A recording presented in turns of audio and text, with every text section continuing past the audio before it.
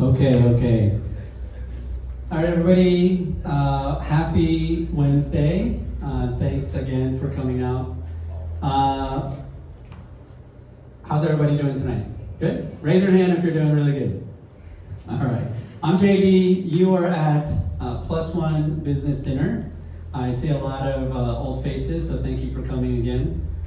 If you're not supposed to be at Plus One Business Dinner, you probably feel free to sit here and listen to tonight. We're going to talk a little bit about BD and sales. All right.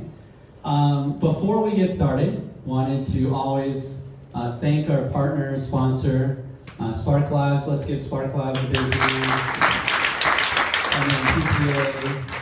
I think SparkLabs wants to share a little bit about their demo day, so I'm going to give the mic over. All right. Okay. Thank you, JD. Okay. Hi, everyone. Hi. Okay, I'm Sandy, program manager of SparkLabs Taiwan, and we are the co-hosts of this event. So really glad to see you all tonight. And for some of you may not know SparkLabs Taiwan, so I think I will use 3 to 5 minutes to share a bit about SparkLabs Taiwan. So actually, SparkLabs Taiwan is an international venture capital and startup accelerator. We are born from Silicon Valley and have branches in various countries like Singapore, US, Korea, or Australia. And we mainly invest startup from angel round to pre-A rounds in various industries. So we target about healthcare, e-commerce, and manufacturing, AI, or martech, so etc. So if you are interested in joining SparkLabs Accelerator, welcome to join us. Yeah, and you may think about that, there's a lot of accelerator in the market right now, so what is the difference of SparkLabs Taiwan? So I will share 2 points. The first one is we are the one that focus on coaching and invest Taiwan startup to international market. And also for international startup who want to come or expand their business into Asian market, they will also come to SparkLabs Taiwan. And the second one is we are also the only one that invests in startup in the beginning of when they apply and join our accelerator, not after accelerator. So we have the strong bonding with our startups. Yeah. Oh, it didn't work.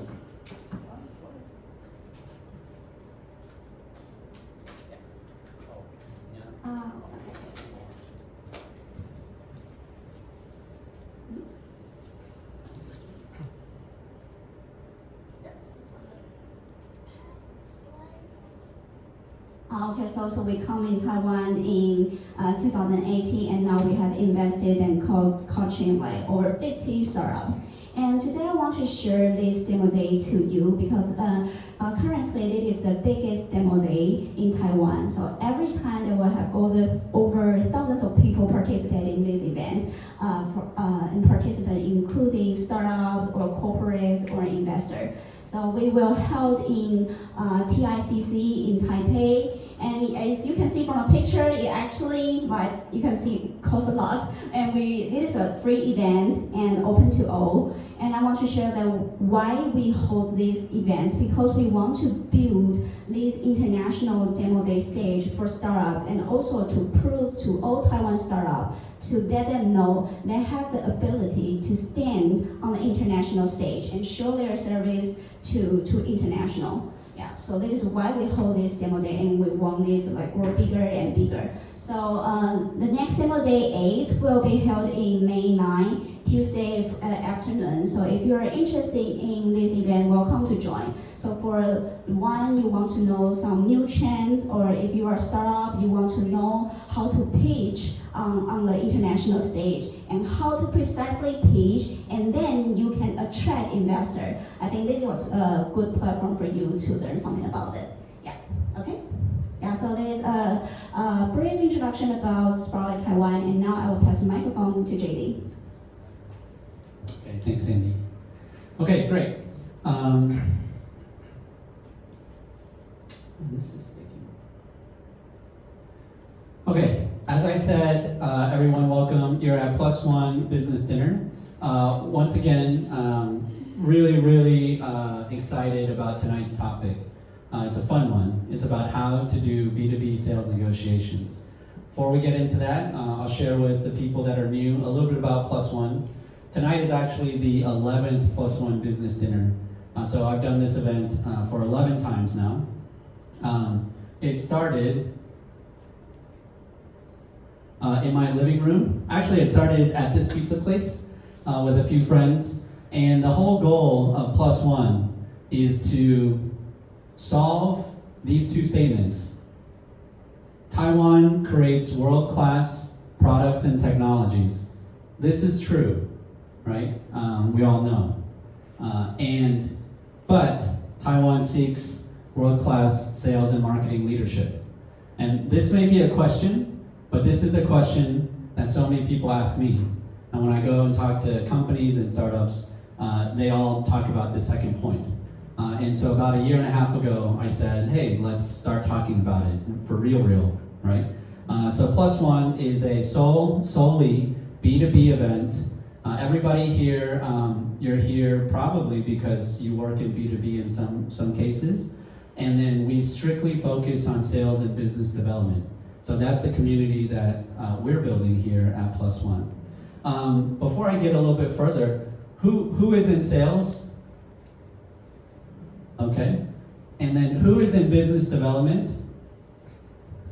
Okay. I'm going to talk about that in a second. Who is in a bigger company, like not a startup? Who's in a company that you would not consider as a startup? Okay. So probably like, about 25%. Who's in a startup in this room? Okay, good. Yeah, so it really is about 50-50. And one of the things that I would encourage you tonight, by the way, we have 3 great, amazing panelists tonight, which I'll introduce in a second. But I would encourage you to kind of, if you're a startup, meet somebody that's doing sales and BD in a more enterprise environment, right? And if you're enterprise BD sales, meet a startup, So that is one of the cool things about this event. And then, of course, lastly, I'm JD, and then I do have a company called PMf Strategy. All of the people that are staffing tonight, Lily, Daniela, Jenna, they're all part of my company, and we provide global BD and SDR services. So if you're at a company and you're looking to go abroad, we can help you, and we can help you by what we call cost per lead. So we only charge you when we do something for you, like get you a lead, book you a meeting, close a deal for you. So if you're interested in learning anything about that, come find me or any of the staff members here at PMF, all right? And I don't think maybe you want to move this one? Yeah. Okay, let's just start, get into the topic for tonight. Okay, so this is a topic that is dear to my heart, and it is the art of negotiation. If you're in sales, if you're in BD, I'm in sales, I've done this about 20-25 years. I take a lot of pride in being in sales, in business development. I found that before, maybe when I was younger, I was like, oh, sales, I don't want to touch sales. I started some companies, and then I was like, oh, do I want to touch, and then I don't want to just be a salesperson, right? And then I started closing deals. I was like, oh, wow, this is fun. I like this. And then I started learning more about why I was closing deals and how. And then that became, kind of fun. And then, the current stage that I'm at is that people kind of come up to me and ask me hey, can you advise us on how to close sales and do this? And it's really challenging me to break down what I do, right? So maybe before I did it for some reason, I'm not even sure. And then now, when I have to train my staff or mentor other companies or be an advisor, I actually have to break down, well, what did you do in that call? And what would I have done? And why do we do it this way? And we talk through it. And all of these things I wrote them down, and then I have a list of techniques. And then tonight we're going to go through just a few of them. But these are some of the ones that I found to be really, really important, right? By the way, who's a great negotiator in this room?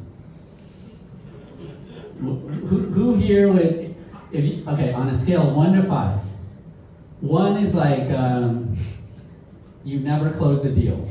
Okay. 5 is like you're top sales or top BD at your company, at your school, whatever. Okay. How many 5s do we have in the room? I kind of want to. Okay. It's okay. No. We're all friends. We're all here to learn, including me. Okay. How many 1s do we have in the room? Like you're just new. Like you just want to learn. Perfect. Great. What's your name? How do you spell it? Edward. Edward. Yeah, sure. Perfect. Okay. Edward. Okay. Great. Awesome. So we've got a couple of 1s, no 5s. How many 3s do we have in the room? How many 3s? 3? Okay. 3. I would assume most are. Okay. Then how many 4s? Oh, okay. Good. We got a 4. What's your name? David. All right. We got a 4. Okay. Great. How many 2s? All right. Let's just see who we got. Okay. Great. So we got a lot of 2s and 3s and then 4s. Okay. Goal of tonight: get up another level.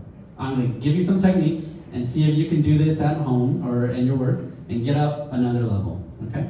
We're going to go right into it. Number 1. Okay. This is something that's really maybe people come across this all the time. But until I started breaking this down, I didn't realize it was happening. What is the first thing typically that people ask when you try and sell them something? Anybody? What's the first thing that they ask? How much? There you go. How much? Pricing.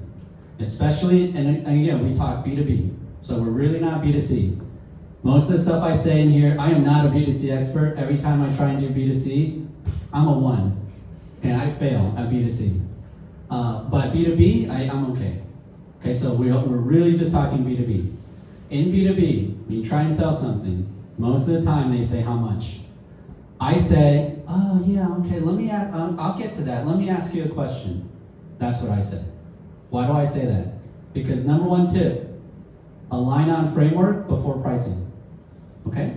What does that mean? Does anybody have a guess at what that means? Anybody can raise their hand. If you don't, I'll answer it, but if you do, yes, go ahead. Ask their needs. Ask their needs. Okay. Great. Yeah, so if somebody asks you pricing, then you can come back and ask them for their needs, right? Okay. Yes. And after asking their needs, you can find out how your solutions might fit their needs. Perfect. So if I'm trying to sell you something and they say how much is it, right? You can ask the need, and basically what you're saying is you can position your problem or position their problem so that you can solve for the pain. Okay? Payment terms, perfect. Okay, here we go. Now we're getting into it. So those are great, and David's got a great one. So pricing. I'm going to try and sell you a. Let me think about something. Enterprise solution, and you're going to say how much is it, and I'm going to say, well, it depends, because if you sign up for 1 year, it's this price. But if you sign up for 3 years, it's another price. Or I'm going to say, if you want exclusivity, it's this price. But if you don't want exclusivity, it's another price. Or I would say, like, it depends. How many minimum quantity do you want to purchase? So, in fact, when I do B2B sales, I have a list of terms and conditions, right? For a lot of people that do enterprise, you may have this. I have a list of general terms and conditions. I copy, paste, right in Zoom, right? It's part of my service agreements. When somebody asks me price, I would say, oh, that's a great question. Let me ask you a couple of things. What's valuable to you? I like using the term what's valuable to you. It's another way to ask, like, what's your pain or what's your need? What's valuable to you? Boom. exclusivity, territory, white label, payment terms is one. Yes, payment terms is one. And I can't remember the other two off the top of my head right now. But I give that to them first, all right? What that does, okay, what that does is it deflects from me having to answer the price question first, okay? Because I don't have to answer this question to you until I know more information about you, which is what everybody has been saying. And then number two thing that it does, which is important, is that I want to get in the habit of us not being competitors or against each other from the very beginning. Price is something that's always against each other. So when I want to sell you something, you say how much it is, I give you the price, you're going to try and negotiate, we're against each other. But when I reframe it, realign it, and I'm going to say, well, it depends. Do you need exclusivity? And you're going to say, no, not right now. Like, this is a new product, you know, like, let me just try. I don't need exclusivity. And I would say, great, you don't need exclusivity. Okay, we agree. You don't need exclusivity, right? Payment terms. Okay, well, so payment terms, we have some payment terms. Can you pay all up front? No, you can't pay all up front. Oh, okay, so quarterly pricing? Yeah, we can do quarterly. Great, we've agreed. Quarterly pricing. When you do a lot of sales, especially B2B sales, what you want to do instead of, because everybody thinks price is important, and price is important. I have a budget, I have to pay. But what you want to do is you want to work together until you get to price. Right? There's been so many deals that I've been in which we worked together for months. Right? I just pushed the pricing question. No. What about this? Oh, I got to ask my engineering team. Okay, cool. Why don't you ask your engineering team? Let's get back on the phone next week. Right? I just push. And then 4 months later, down the line, we have everything in place. And then we're apart on price. But at that point, they are like, yeah, all right, yeah, we've done all this work. You know, we're so close. All right, okay, so how can we make price work? And I know we've got to deal. But that conversation, if it happened at the beginning, it'd be against. No, it's too far, I can't do it. Okay. Any of the 3s and the 4, anybody have an experience that you want to share around alignment and negotiation? Anybody? Or does that make sense? Does anybody have any questions about that? Yeah, Alan. I kind of hate it when people dodge the price question. So Alan says that he hates me. No, okay, so Alan says that he kind of hates it when people dodge the price question. So again, I agree, because I'm on the other side, and when vendors ask me blah, blah, blah, then, you know, I'm like, just tell me the price, right? So this is where really good sales technique comes in. There's a way to sell in which people don't hate you. Some people can do it, some people can't do it. But that's what you gotta practice on. Asking questions, that's really good, right? But for example, you know, if we were talking about a solution and you're like, what's your price? And then I'm like, are you the decision maker? You may get annoyed because you're like, don't waste my time, just tell me the price.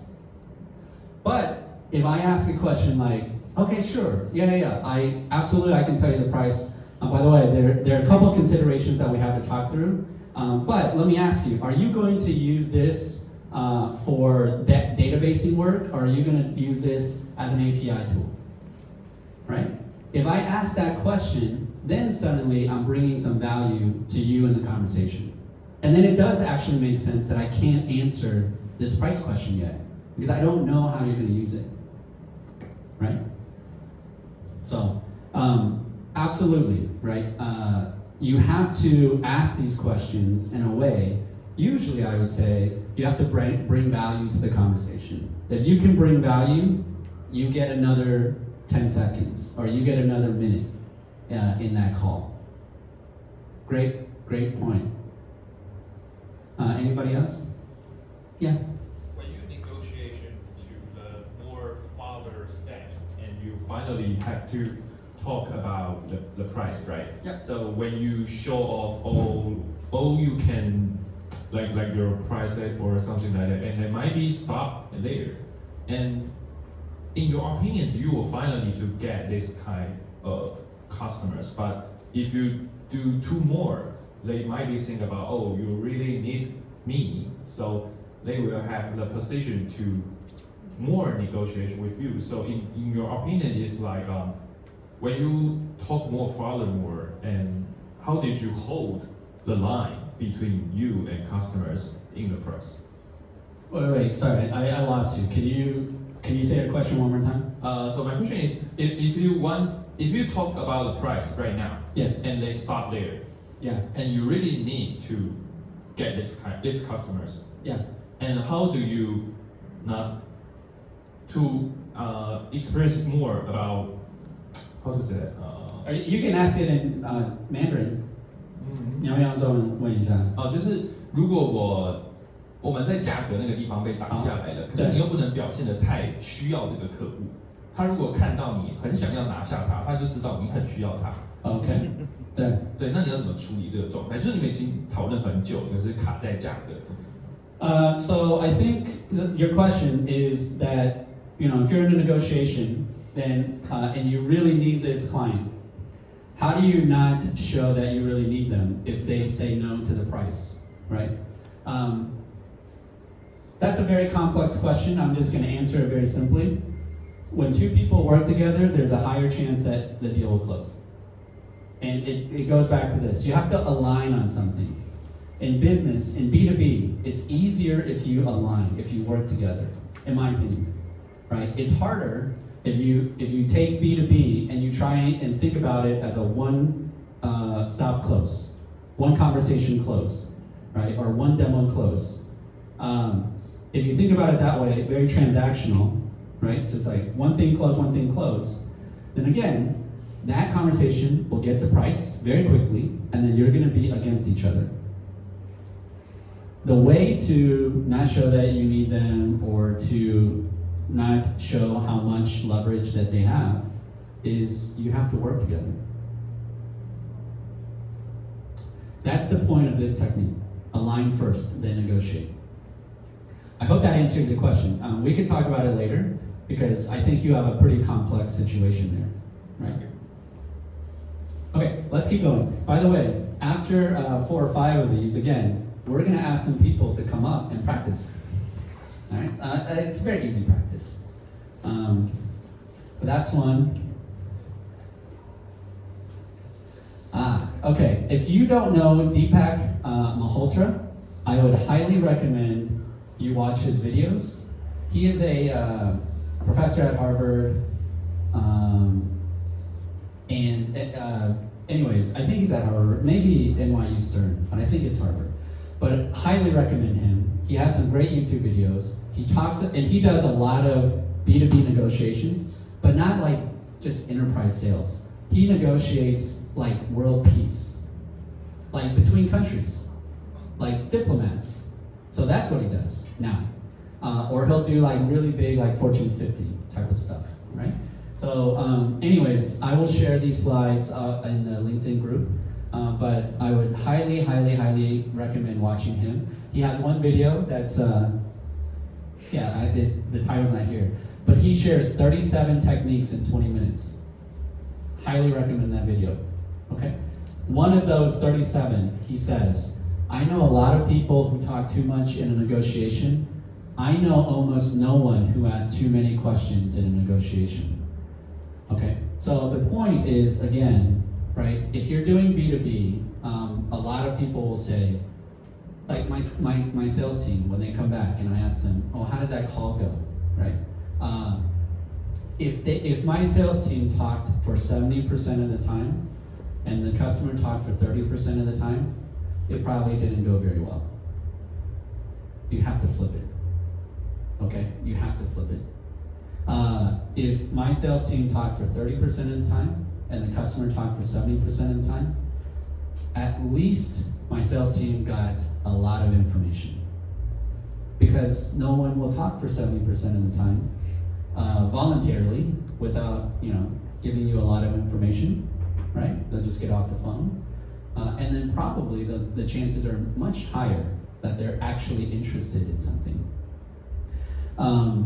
So I see a lot of salespeople, especially people young in their career, do the bad side of this, which is when they give demos, they just talk. They just talk.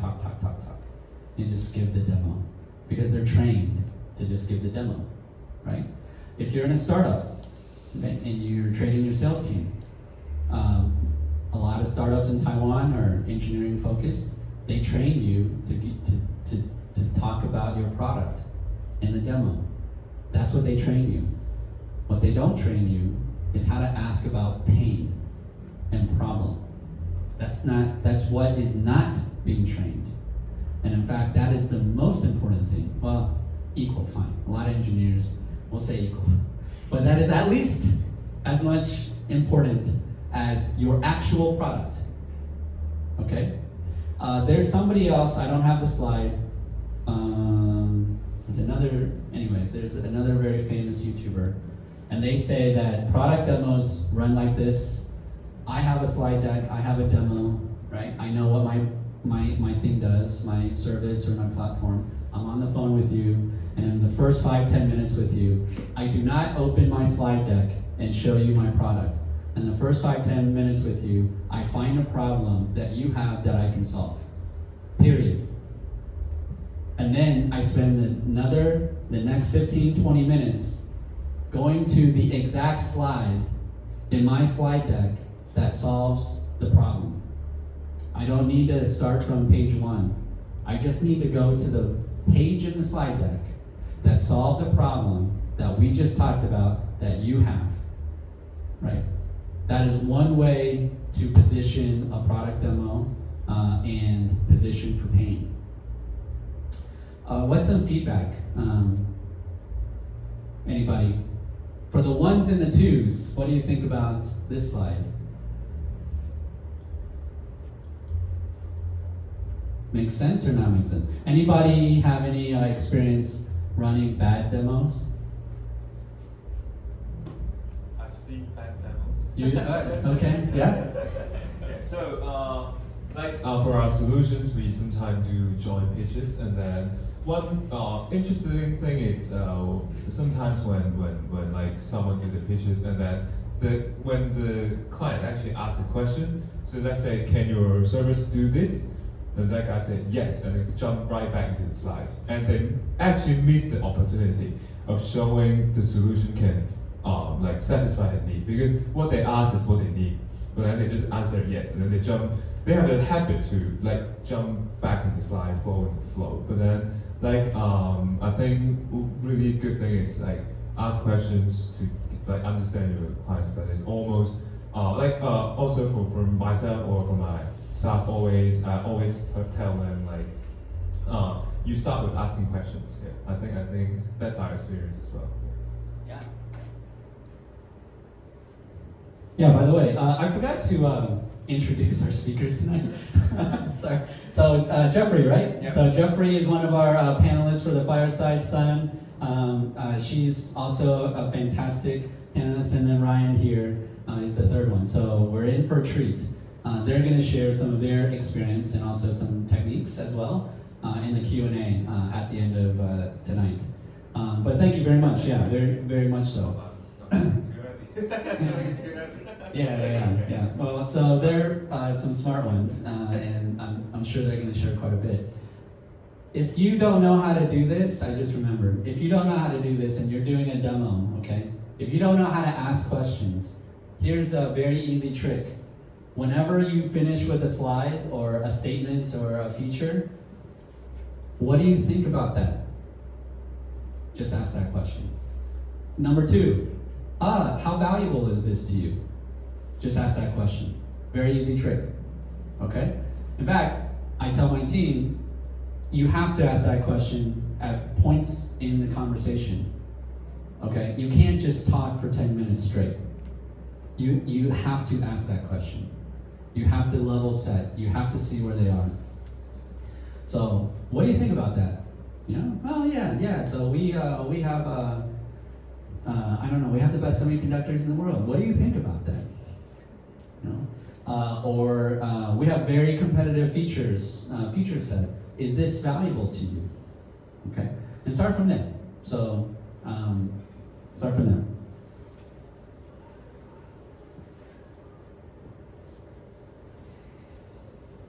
Oh, here we go. Okay, so William Murray. Okay, so he's also super famous. Very highly recommend him. All right. So some techniques we'll go over tonight are pretty high level, common sense ones. I would say the past one is a common sense one, like ask questions. That's pretty common sense, right? Like 50,000 feet, I like to say. This one is a little bit more complex. Okay, you have to really think about this. So what this means is, so the technique is we need to be writing their victory speech for them. So if you're doing B2B, right? If you're doing B2B, you're probably not just selling to one person. You're probably selling to a lot of people. They have their VPs, they have their decision makers, they have their finance people, they have procurement, they have their engineering team, they have whoever. Probably selling to a lot of people. Okay, what this means is you really have to think when you're talking to that person, right? On the other side, they're always, right? The other person always needs to go and, number one, tell them about your company. And then number two, position your company to their team.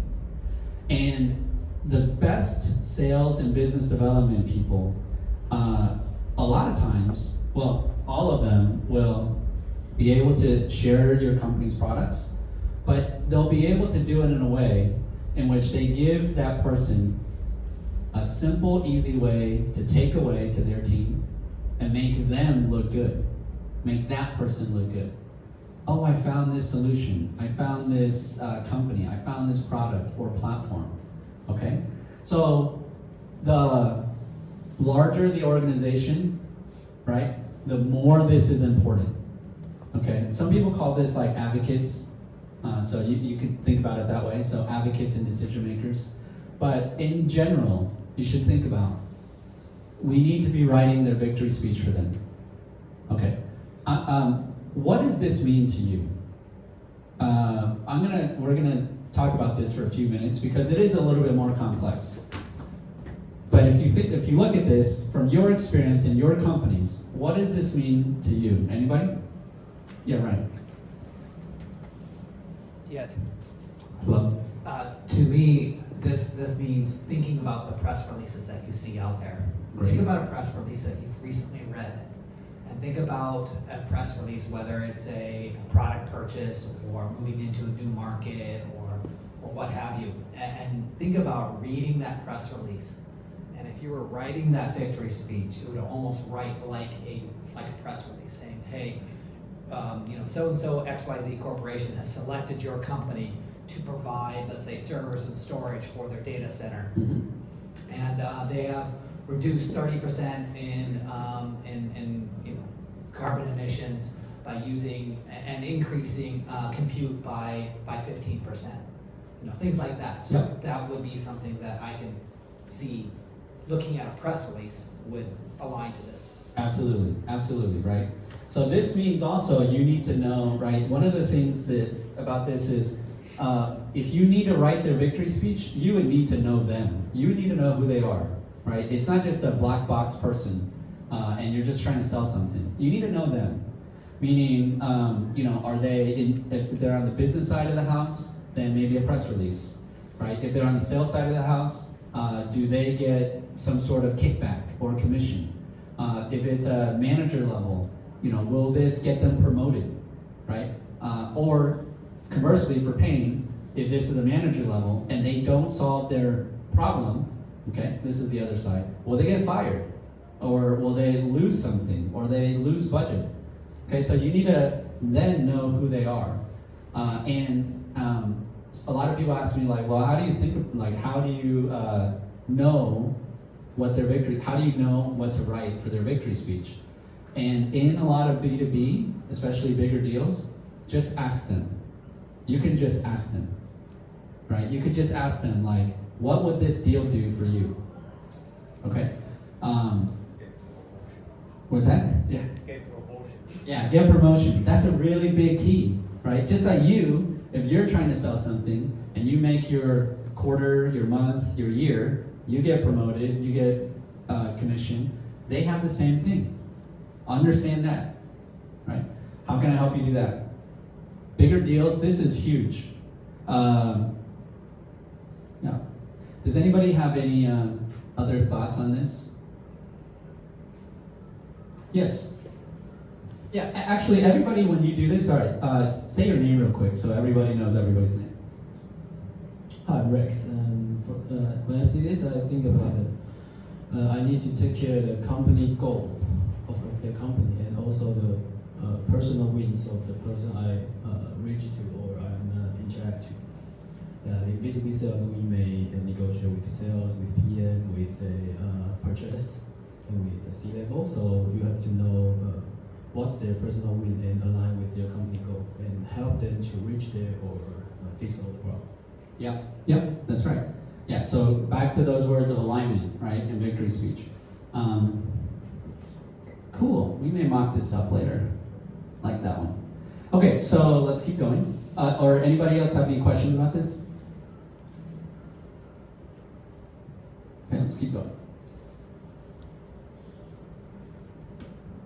Okay, here we go. Here's another really good one. This is from a book called The Sumo Advantage. When I was in Austin, I went through a accelerator program called Capital Factory, and he was one of my mentors, or he was a mentor in the accelerator, but I went to him quite a bit. He wrote a book. I would also recommend this book, The Sumo Advantage, Leveraging Business Development with Heavyweights. He was, if you're from the US, there's a company called TrueCar. It went public, $1 billion. He was one of the co-founders of TrueCar. And he specifically talked about how B2B startups can go and outplay Amazon, or Microsoft. There's some ways and some techniques. Anyways, the difference between sales and BD. Sales wants to hear no as soon as possible. BD wants to hear no as late as possible. Can anybody explain this to me? Yes. Sales is a numbers game. I've been in this industry in this field for over 23 years. So if I want to sell, I'm a real estate agent. I also sometimes help developer to sell a pre-sale house. And what we doing is the same. We repeat the same storytelling technique to the client. Every client enter the door. Our speech is all the same. So we just need to count the percentage of the rate of closed deal. So we just want to increase the numbers. But for now, I also cooperate with one of my friends to start a new business. I'm doing business development. In fact, we are still search what is the product market fit.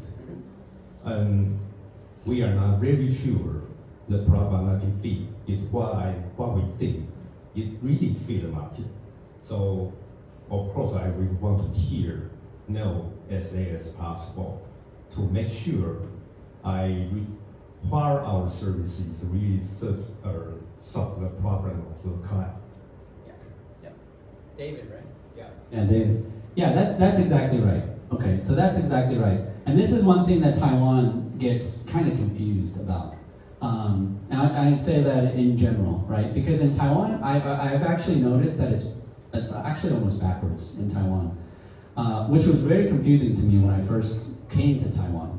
So in the US, let's say, enterprise sales in the US, sales and BD. Sales, rinse and repeat, okay? You get that salesperson, they're great, they can run the call, they can ask the questions, they can close the deals. They go. They have a list, they hit it. Business development in the United States, is developing channels, licensing, different type of platforms, right? And they're trying to creatively figure out what'll work, what will not work, okay? I get to Taiwan, and then people do BD, and I'm like, okay, well, you know, what kind of licensing are you doing, or what kind of channels do you work on? And I'm like, no, I take care of the accounts of the company. I'm like, oh, you mean like past accounts? No, yeah, and that's BD. And to me, that's not typically how I would define it. Okay, I would define it, if you are in sales. If you are in sales, you probably have a goal to sell and a script to use and a playbook to go with, and you have a list of people to call or a list of demos to take, and then you just want to do your best job explaining your product, asking the questions, and then seeing if you can close, right? And if they say no and you did your best, it's okay, move on. If you did your best and they say no, move on. In fact, as sales, my goal is to do my best and then hear, ideally yes, but just a little bit under yes, no, because I'm done. I can go to the next thing. I maximize my sales funnel, okay? As sales, the people that are not the best for me, wait, okay, who are not the best for me? If I'm sales, who's really bad for me? If I'm running a funnel, okay, what type of person would be really bad? Non-decision makers. Non-decision maker, okay, non-decision makers, yes.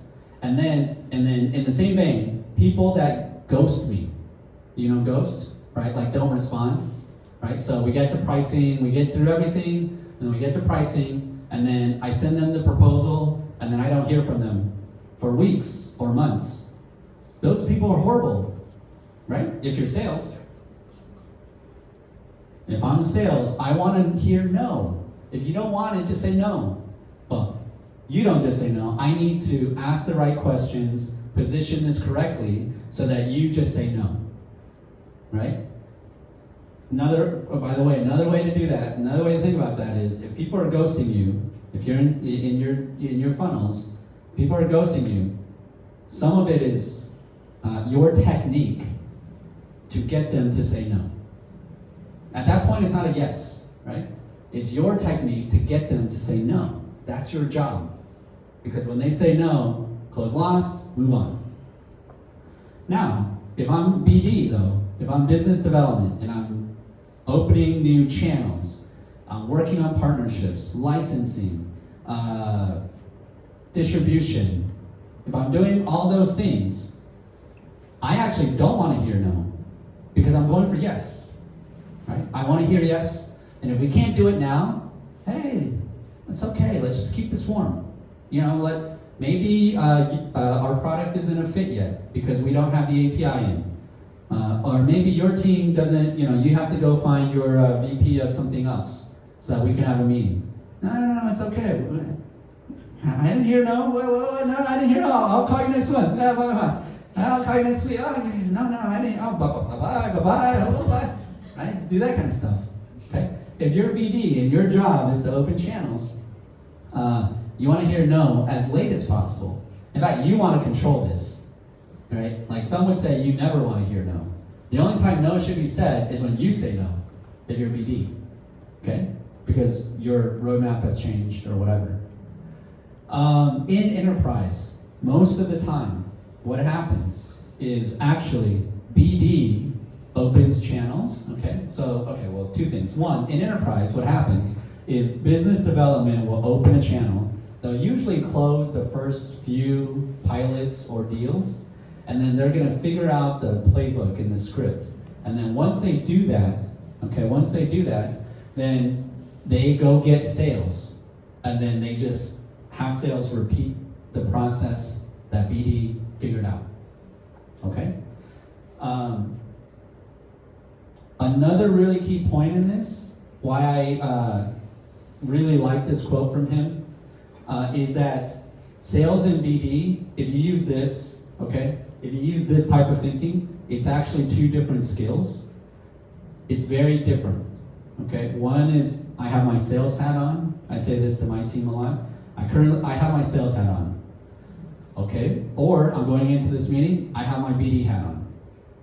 And I have a different framework and a different mindset if I'm in sales mode or if I'm in BD mode.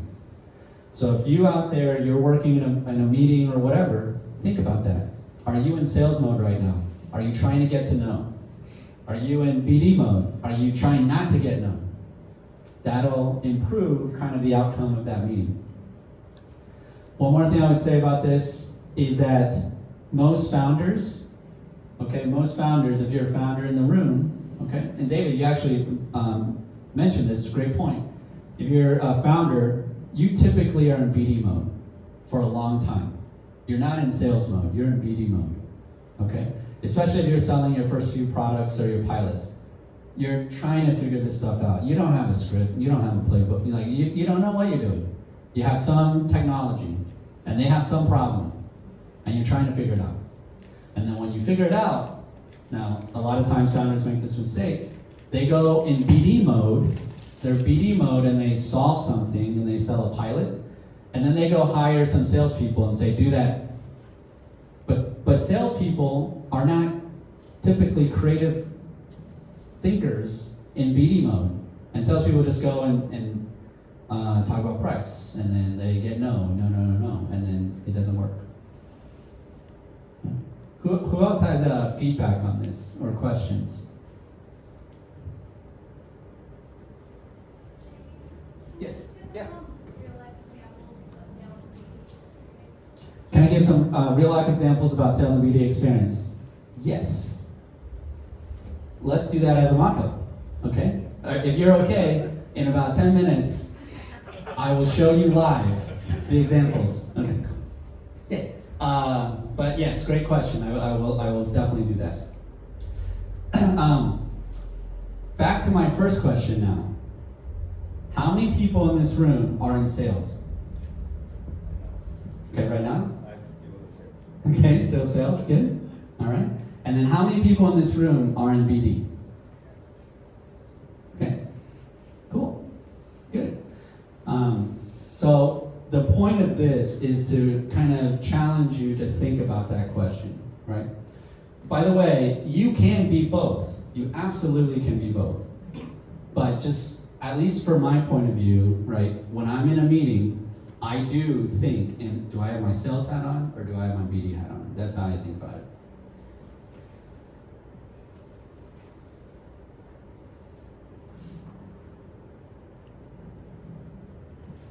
Okay, here's this one. Okay, this is one that I say. This one is a little bit deeper as well, like a little bit more complex. After this, we'll take a quick little break, and then we'll invite some people up, and we're going to try and mock up some of these things. Okay. So framing the problem is the first anchor in negotiation. Man, what does that even mean? Okay, if we talk about negotiation, we usually talk about pricing, right? Number one, we start with that slide. It's all about pricing. So when we talk about pricing, a lot of people think, okay, anybody know what anchoring means? If you want to try and explain? Yeah.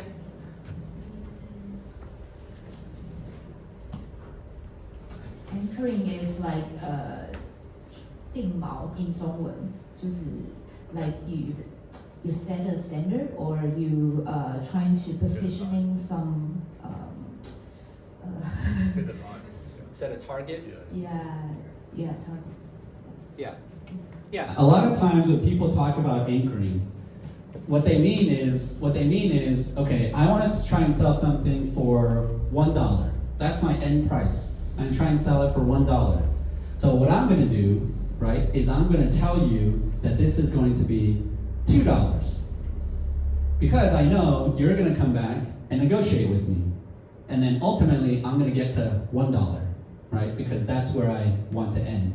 So in the negotiation, I won't start with $1. I will start with $2 because I know you're going to counter offer to me, okay? That most of the time, a lot of times when people talk about anchoring, that's what they mean in a price negotiation, anchoring. But when you anchor like that, well, anyways, it's not a bad way. Like that's actually how you should anchor price. But in a negotiation, again, the first thing that I don't do in a negotiation is talk about pricing, or I try not to. Okay? So the first thing I try to do in a negotiation is that I try and get to need and pain and value. Right? Doing all of those things is how I then frame the problem. Okay? So what I really mean by that is if we are, let's talk about Salesforce.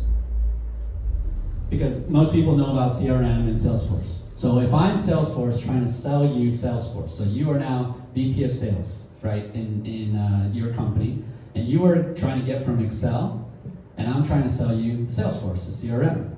You currently use Excel, okay? And we're talking, and I give you the demo, and you're like, oh, this is pretty cool, okay, but how much does it cost? And I ask you all the questions, and in the end, right, we get down to like, why do you need to use this? And then you go, well, you know, my business had 10 people last quarter. Now we have, or 10 leads last quarter. We have 30 leads this quarter, and I can't keep up, right? Excel, it's just too hard. I can't keep up. So I would say, oh, okay, so 10 to 30. All right, so our small business is $30 a month. And you're like, oh, that's too expensive. Can we do $25 a month? Okay. And now we're starting to get into price negotiation and feature win.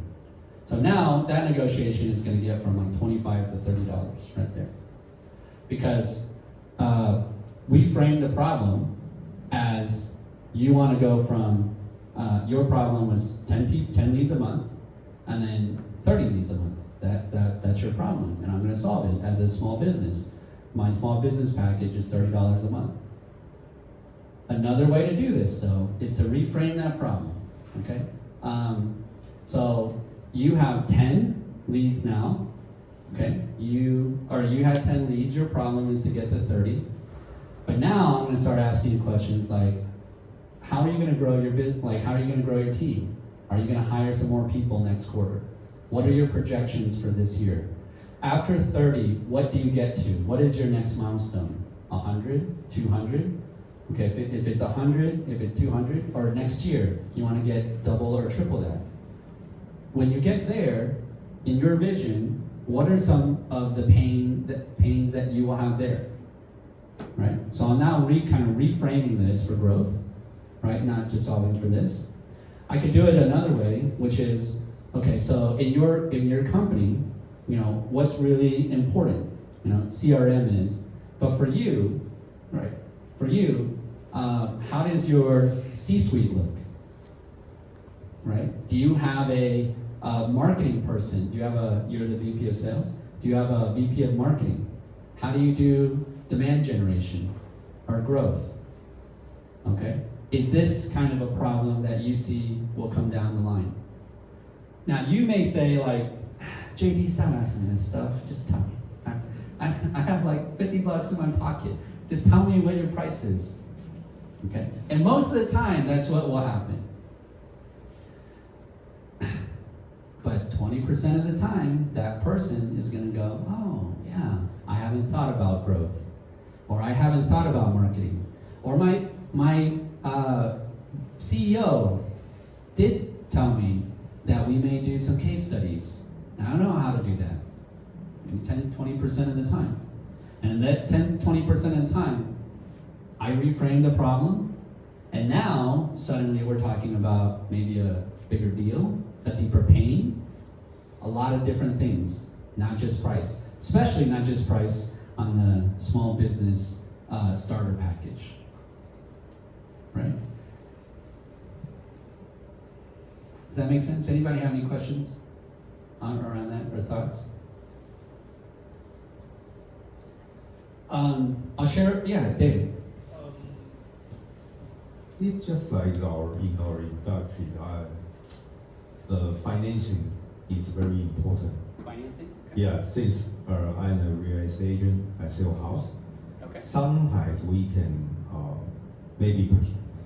maybe ask or some people can get mortgage higher percentage from a bank, and he will give me a better offer. Yeah.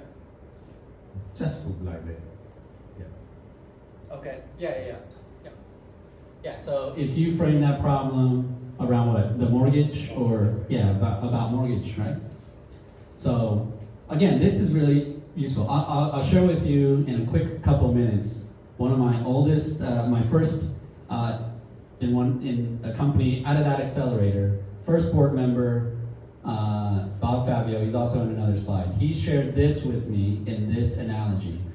And he said, let me tell you how pain works in B2B. Let's say that you have a cut on your arm, right? Like, let's say that you have a cut on your arm. It's right here. Low cut, right here. And he's like, JD, there's 3 ways I can tell you about your cut. Number 1, hey, JD, you have a little cut on your arm. Does it hurt? I got a tissue here. Do you need my tissue? Right? And I'd be like, oh yeah, okay, yeah, I got my tissue. Second way, JD, hey, you have a cut on your arm. That thing is kind of bleeding, right? Like, I see it, it's bleeding a little bit. There's a hospital right around the corner. I could just drive you there. I could see it's bleeding more and more. Do you see that as well? Oh, it kind of, yeah, it's bleeding a little bit. Okay, not a lot. No, wait, I think that'll bleed a little bit more. You don't want, can I drive you to the hospital? Okay. Number 3, hey JD, you got a cut on your arm, right? And it's bleeding. By the way, there's a hospital around the corner, and I just read an article that there's actually an airborne disease in the air that affects open wounds. It's very small, but I actually just read this article. And I'm not sure you want to take that risk. I have a big bandage and my car. Can we go to the hospital and get you to see a doctor? Same cut. I'm positioning your pain, right? You make the decision on what you believe, those 3. But I'm positioning your pain. Okay? Hopefully that makes sense. Yes? I'd like to ask a question. Say your name. My name is Bruce, and I'd like to ask, today I learned that BD is more like the first cooperate with another organization to doing business together. Yes. And sales is more like we have a great channel now, so we have to make this channel to more efficiency to sell more thing with our partners, right? Right.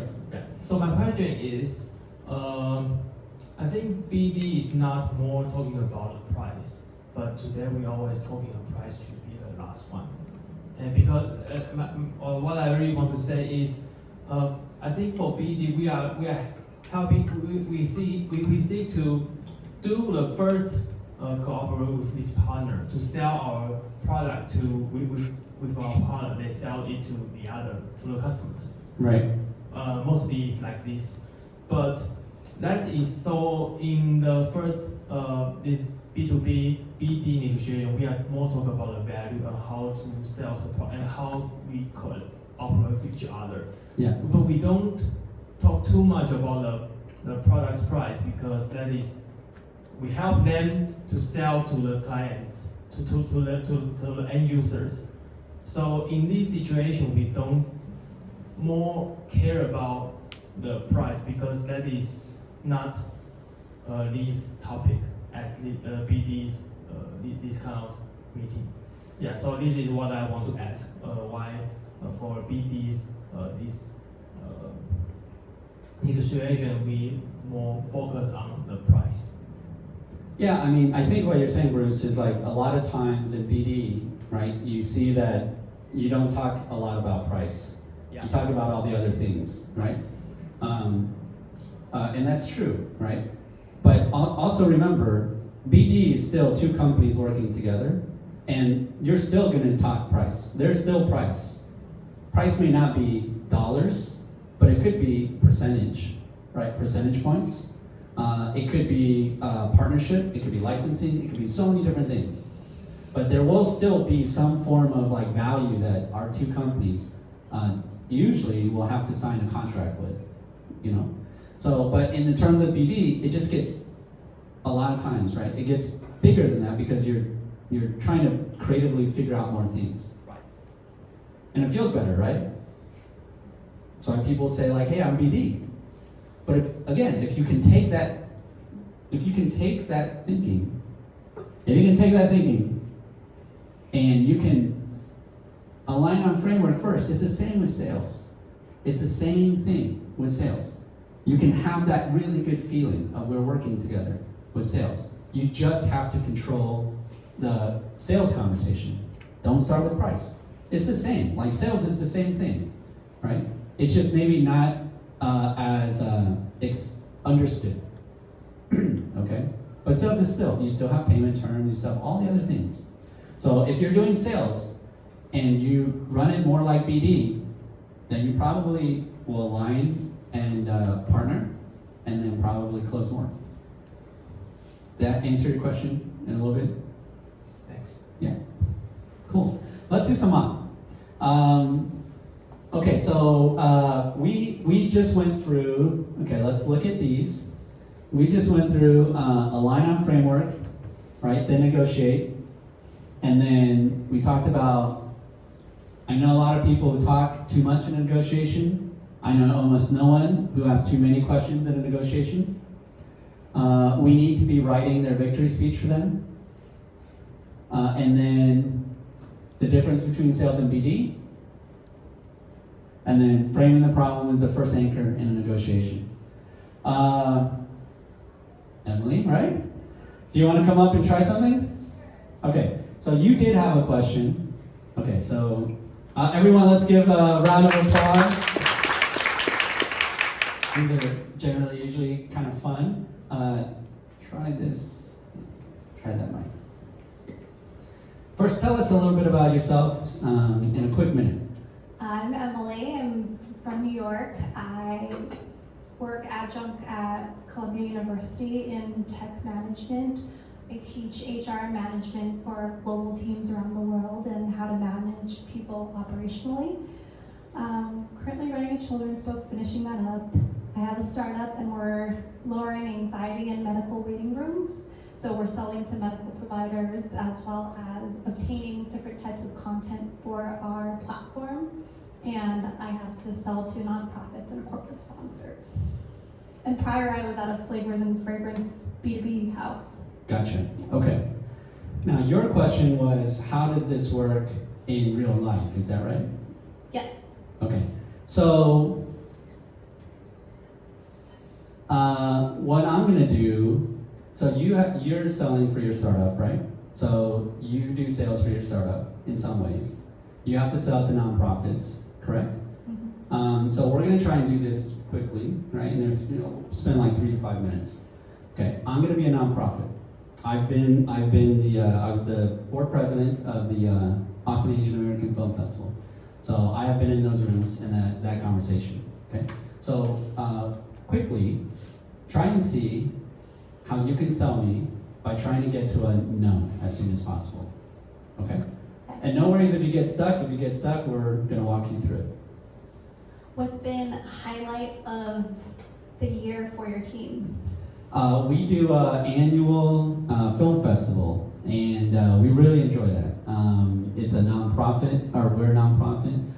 We had 3,000 people come out this year, 20 movies. It was great. The community really loved it. Amazing. What about some things that the board members really want to see with your nonprofit? They want to see, they want to see growth. They want to see, obviously, attendance in the community. They want to see some good logos. So we got some really core businesses to sponsor. And then they want to see donations, right? The board wants to see donations from wealthy people so we can fund our budget for next year. And how have you been measuring that? Okay, good question. Google and Excel. We have a spreadsheet. And are the board members happy with it, or where would they like to see it go in a year or two? They want to, they're pretty happy. We made our budget this year, and we're right now 80% our budget next year. And what's the budget goal for next year? We're trying to hit $1 million. Oh, okay, great. So how close do you think you are on target for that? I have no idea. I have to look at that spreadsheet.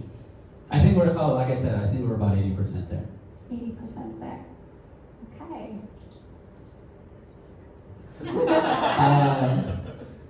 I'll give you 2 questions to ask. Yes. Great. So the next question is,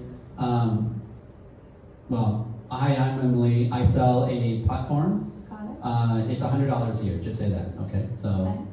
hi, I'm. But you told us not to start with price, right?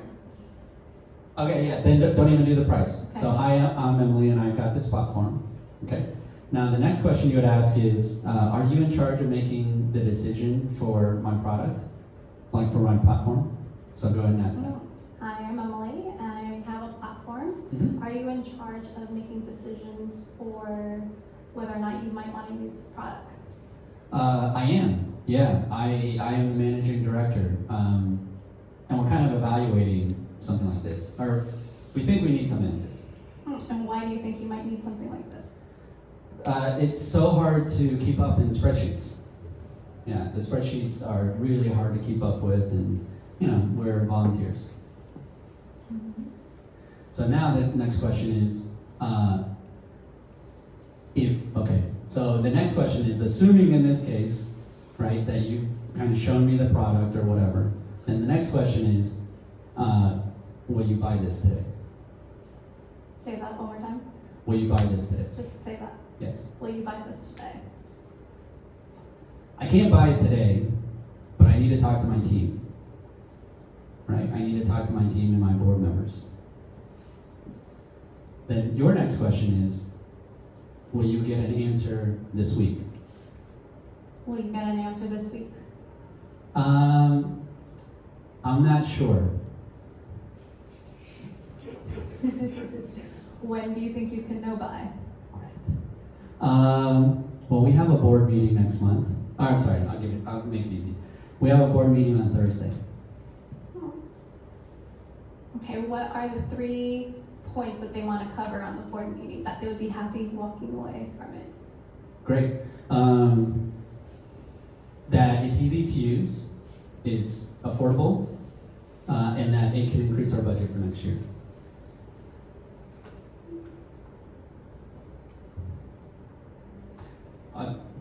There's one more, you can follow that up. Again, in this exercise, great job, by the way, of continuing asking questions. So in this exercise, you're in sales. So now how do you follow this up by asking something to get me to say yes or no? Okay. And I said, Yes. go ahead. Yeah, Well, go we ahead. have a product that will help you fundraise faster and quicker, and whatever content that we help you advertise actually equates from more, not just more viewers and more widespread of audience, but also help you fundraise faster. Is that something you might be interested in? Yes, I'm interested in that. Now you're backing a little bit, okay? So now you ask the question, what do your board members want to see? What are the 3 things that your board members want to see? And I told you revenue growth, easy to use, and affordable. Okay. So then what would your next question be? So would you be willing to use our platform if it has at no cost to you and we find corporate sponsors to sponsor the advertisement for you? If you were to Would make it, you want to use our product at no cost to you because we find others to sponsor and market the product for you? sure, yeah, if it cost me nothing, sure. And it would not cost you any time as well because we'll take that on board. Yeah, I would have to check with my board, but I think we would be open for this. Okay, so I covered 3 things. you did. Just making You sure. did. You Yeah. did. But in this case, to be fair, you made the thing free, right? So you made it free.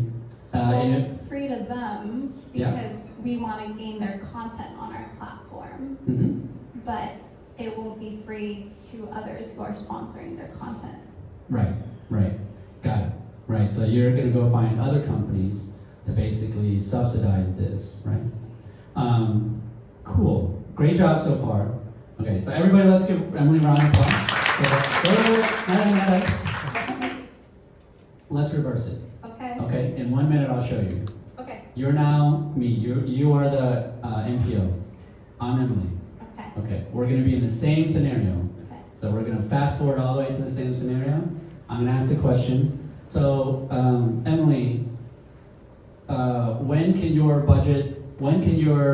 you meet with your team to make this decision?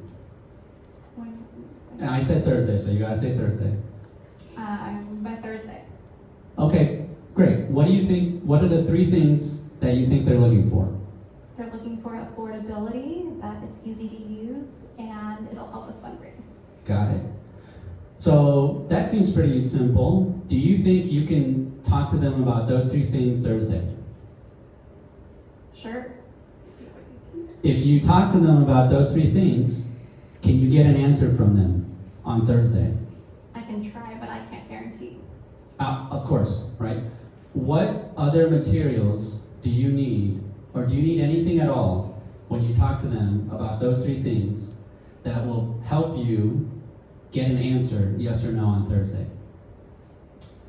Maybe a mock-up description about your product, as well as the stakeholders that will be impacted that I need to review this with that you might want me to consider. Yeah. Awesome. We can absolutely work on that in the next couple days, right? Today is Monday, and let me work on that for you. And I'm gonna have that ready for you by Thursday when you meet with your board. I may have a couple of questions, but let me, you can give me the answers. But if we do all of this, then you're pretty, right, confident that you've got everything you need to see if you can get a yes or no on Thursday. Is that right? I will try my best. Awesome. Awesome. There you go. Right. So if you are in sales, then you laser focus in. Like that, you gave me a date, Thursday. You gave me a decision maker, the board. Right? They intersect. And now I'm going laser focus. All right. Yes or no, yes or no, yes or no. What do you need? What do I need to get to that yes or no? Is the what do you need the anchor then? Like what part of that conversation would be the anchor? The anchor would not be what that. The anchor would really be reframing this problem. So, okay, so great. So we talked about anchor. So we said easy to use, affordable, and increased budget. And if I were to, and right now my thing is $100 a month. And if I were to reframe and re-anchor this, right? You're the managing director. You said these 3 things. Affordable, increase the budget, the fundraise, and easy to use. That's your problem, because you're probably trying to solve for your team using it. I could probably get Me as in the nonprofit now. you as in the managing director. Of the nonprofit. Correct. Okay. Yep. I will reframe this and try and get a bigger deal by asking kind of what you asked. What is the long-term vision of the board? What are their needs? So I'm trying to find their anchors. Is that what you're saying? You're trying to find how much blood is gushing out of that wound right now. You're trying to find how painful the board, because the board is the decision maker. Your problem of easy to use may be worth $100 right now a month, right? Easy to use, easier than spreadsheet, $100 a month. But if the board wants to become the biggest nonprofit in Austin, that's worth way more than $100. Right? Now, how do we get there?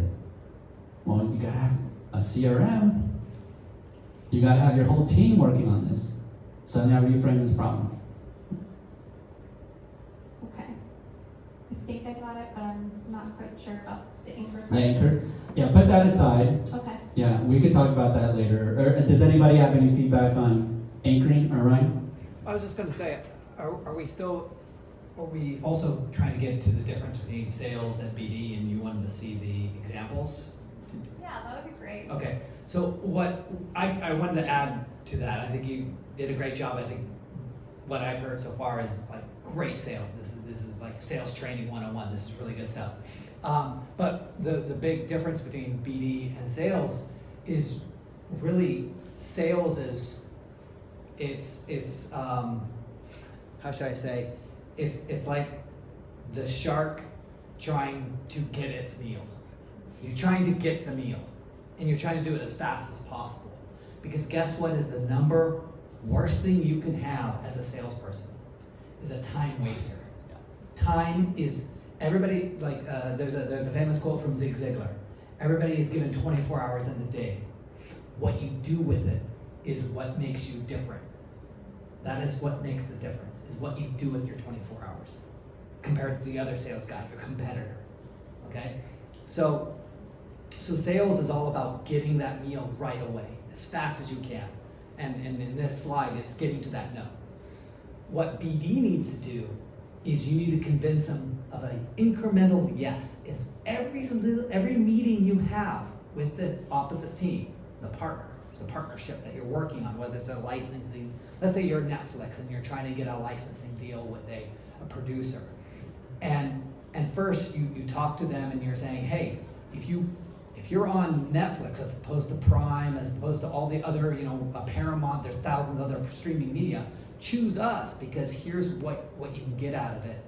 Let's level set, anchor, and say, hey, take one item at a time, and get them to say yes. Something really, really simple is, do you want to reach, 800 million people?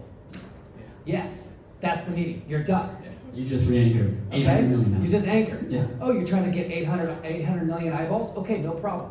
That's one meeting. The next meeting is you try to solidify the next step is, oh, are you looking to achieve, maybe more interaction with your movie? Go to your website. Are you trying to get them to go to your movie website? Oh, that's the next meeting. And the next meeting is one step above that. So BD, you take your fish, Stepping stones. your fish, and then you slice it up into little tiny meals as you go along. So you're not trying to eat the whole fish at once. That's what BD does. And so I have a friend who's that off to the salespeople so they know all the. This is before that. This is before it gets Yeah. handed off to sales. This is in BD, and I'll take a friend of mine who works for Marqeta, which is basically the underlying payment system for a lot of these website companies. And he's working with like Visa and all these companies to integrate their credit card payment system into his system. So every meeting is just, hey, can you do this? Yes. Can you do this? Yes. So you're trying to get these little tiny yes every meeting that you go along. You're not trying to get, hey, will this work for you? Yes or no. You don't want the big questions, because it'll just bomb your meeting and then they'll never meet with you again because they already decided in their head that this is not right for them. So you're trying to really feed them the answer little by little. That's what BD is. Sales is, hey, is this a fit or not? Let's move on. Do you want to dance or not? Actually, in this scenario, okay, so in this scenario, we'll get back to your scenario. Because I asked so the question was asked, when can you get a decision? And I said, or what it was said on Thursday.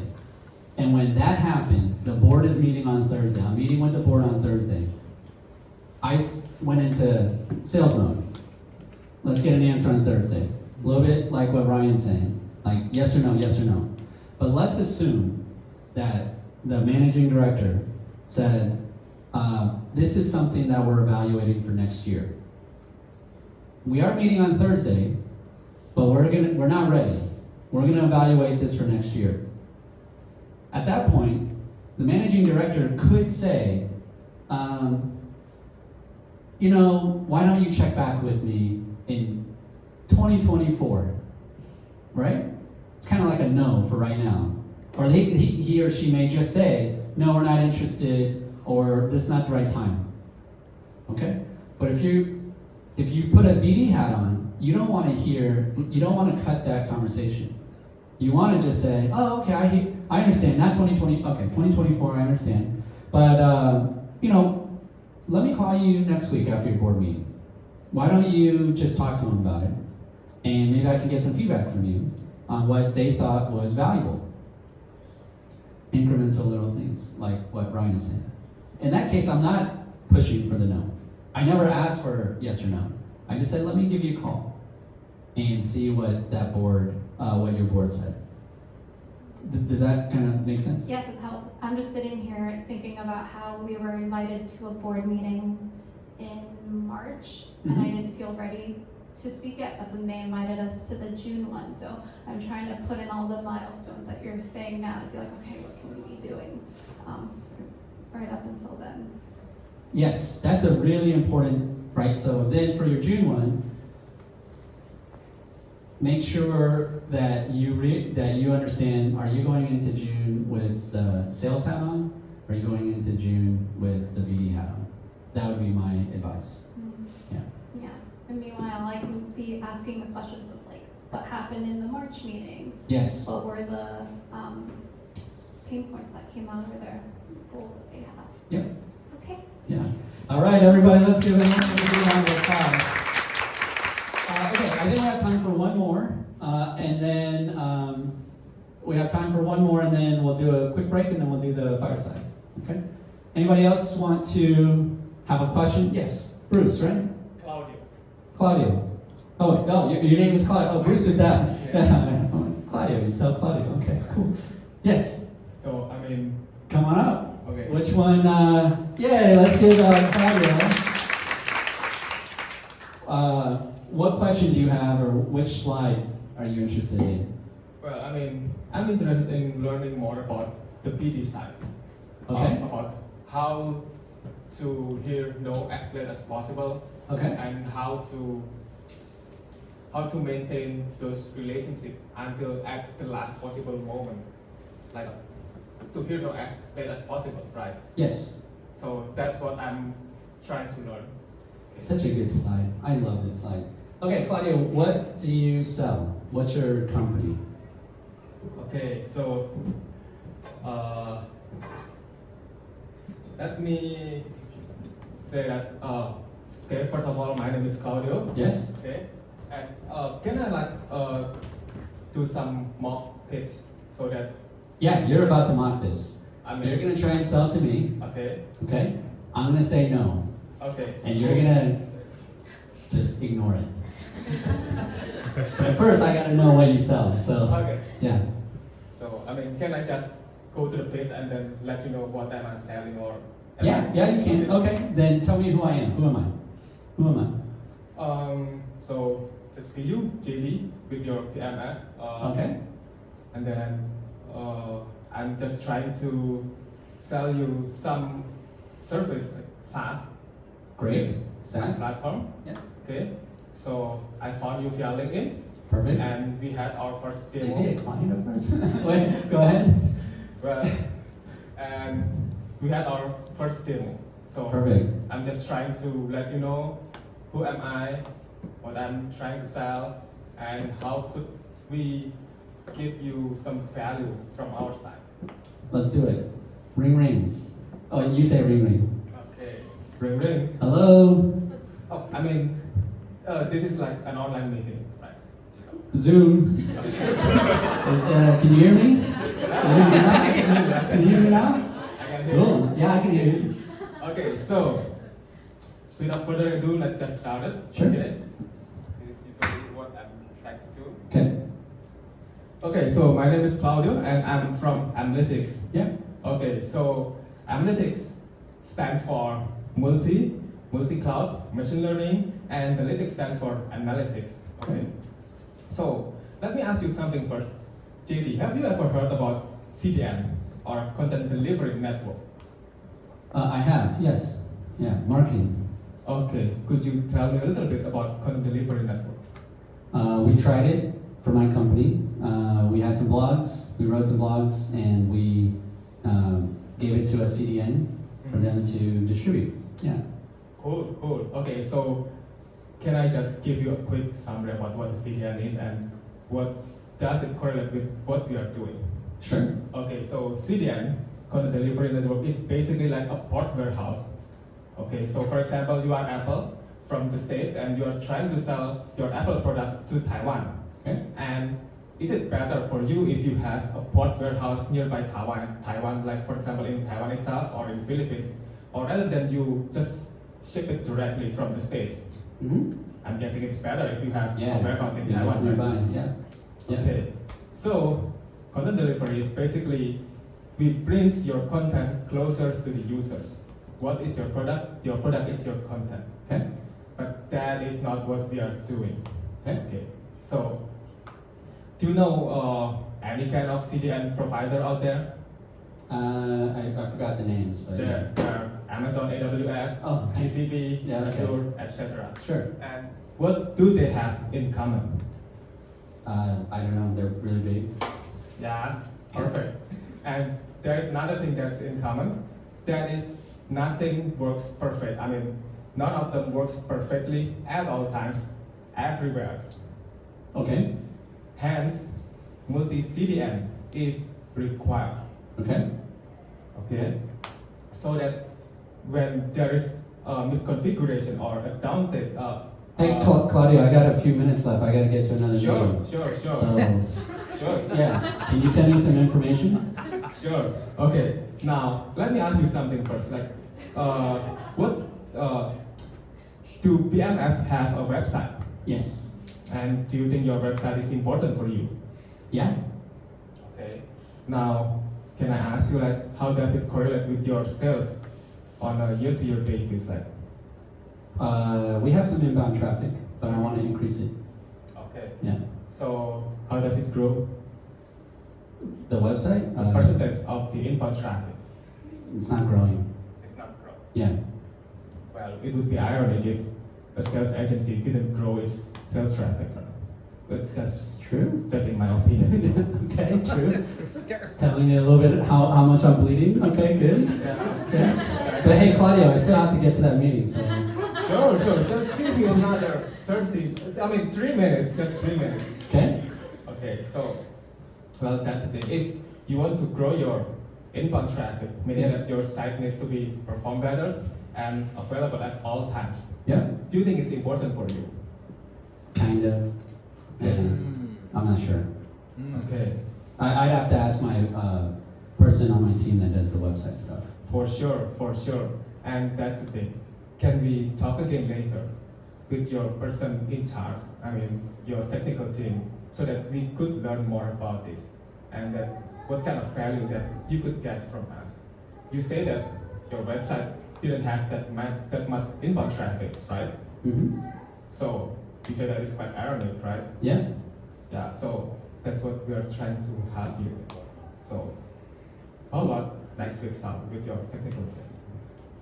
Yeah, maybe. I can ask her if she wants to join. Let me get back to you. Well, why don't you send me an email? Sure, we'll send you the email. Okay, thanks. Bye, Claudio. I gotta go, Claudio. Hey, that was good. That was not bad. Can I give you a couple points of critique? Sure. Well, a few things. Like that was really good, and I do like you're very forward about the pain. That's good. By the way, positioning pain is again like if you tell them how much it's painful, so that's really good. Two things. I think your question was how do you do it from a BD point of view and not a sales point of view, right? Your interest, your question when we started this mock. So I do think you kind of did that. I think you did do that. Like you didn't do a hard sell at the end because you didn't have time to do a sell, right? Yes. I was going to another meeting. That's true. Right, so you didn't get the time to do this, Mm-hmm. and I think you did a decent job here. I still think that you talked too much. Yeah.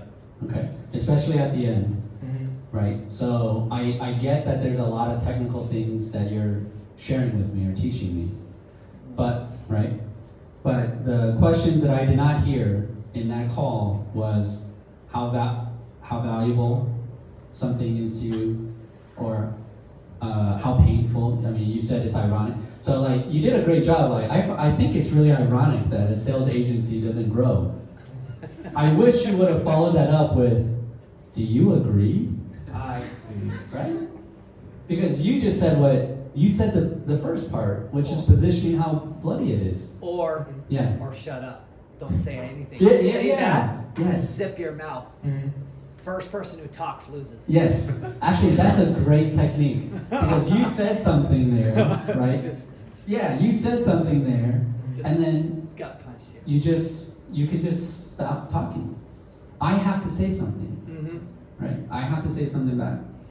But by the way, on that point, great point. So with positioning pain, it's one thing for you to tell somebody how painful. That's good. That's better than no pain.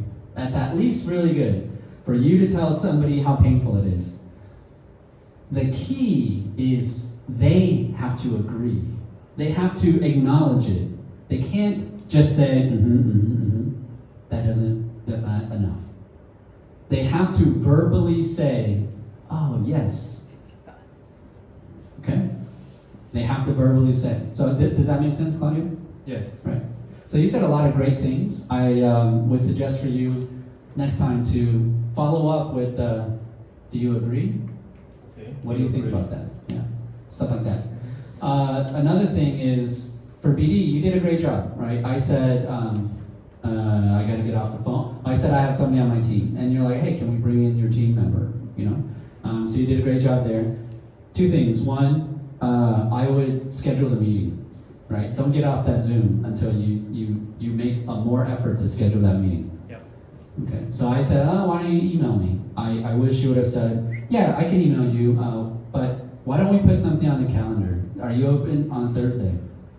Tentative, right? Oh, I need to check with my, Sarah. That's fine. Why don't we just say, are you available Thursday morning? If Sarah's not available, then we can reschedule. I wish you would have just put something on the calendar. Okay? It could be more, like more aggressive in to put the calendar. Yeah. Try. At least try. Yeah. At least try 2 or 3 times. Even at the end. And then the last thing is, right at the end I was trying to get off the line, but one thing you didn't ask was, well, what is your webmaster? Let's just call him, right, Sarah, webmaster. What problem is she struggling with? Right? Because I just said I have to ask my team member, and then now, you have to convince that team member. So one question you can ask from a BD point of view, really, is, well, what problem is she struggling with? And see if I'll give you another 30 seconds. Okay, got it. So to summarize. Yeah. To summarize, I need to, after I position the pain that you are currently feeling, Yeah. I need to make you agree with my Yes. point. Yes. Okay, and then I need to put more effort in schedule the next meeting. Yes. And then I need to ask, like, if you are referring to someone, I need to ask, like, what are their possible pain points so that I might be more prepared the next time. Is that it? That's perfect. If I had ChatGPT here, they wouldn't have done a better job. That was a great job. All right, great summary. Yes. Okay. All right, everybody, let's give Claudia a round of applause. Yeah, go ahead. Okay, cool. I hope everybody got something out of it. Again, the point of tonight, we're gonna take a break, 5-10 minutes, and then we'll come back and do the fireside. Not a long break, but like 5 minutes bathroom break. I hope the point of tonight is that you can take away something so that you can use in your companies. One more thing before we go, take the break. I want to ask you one question. For everybody. Are we going to take a picture?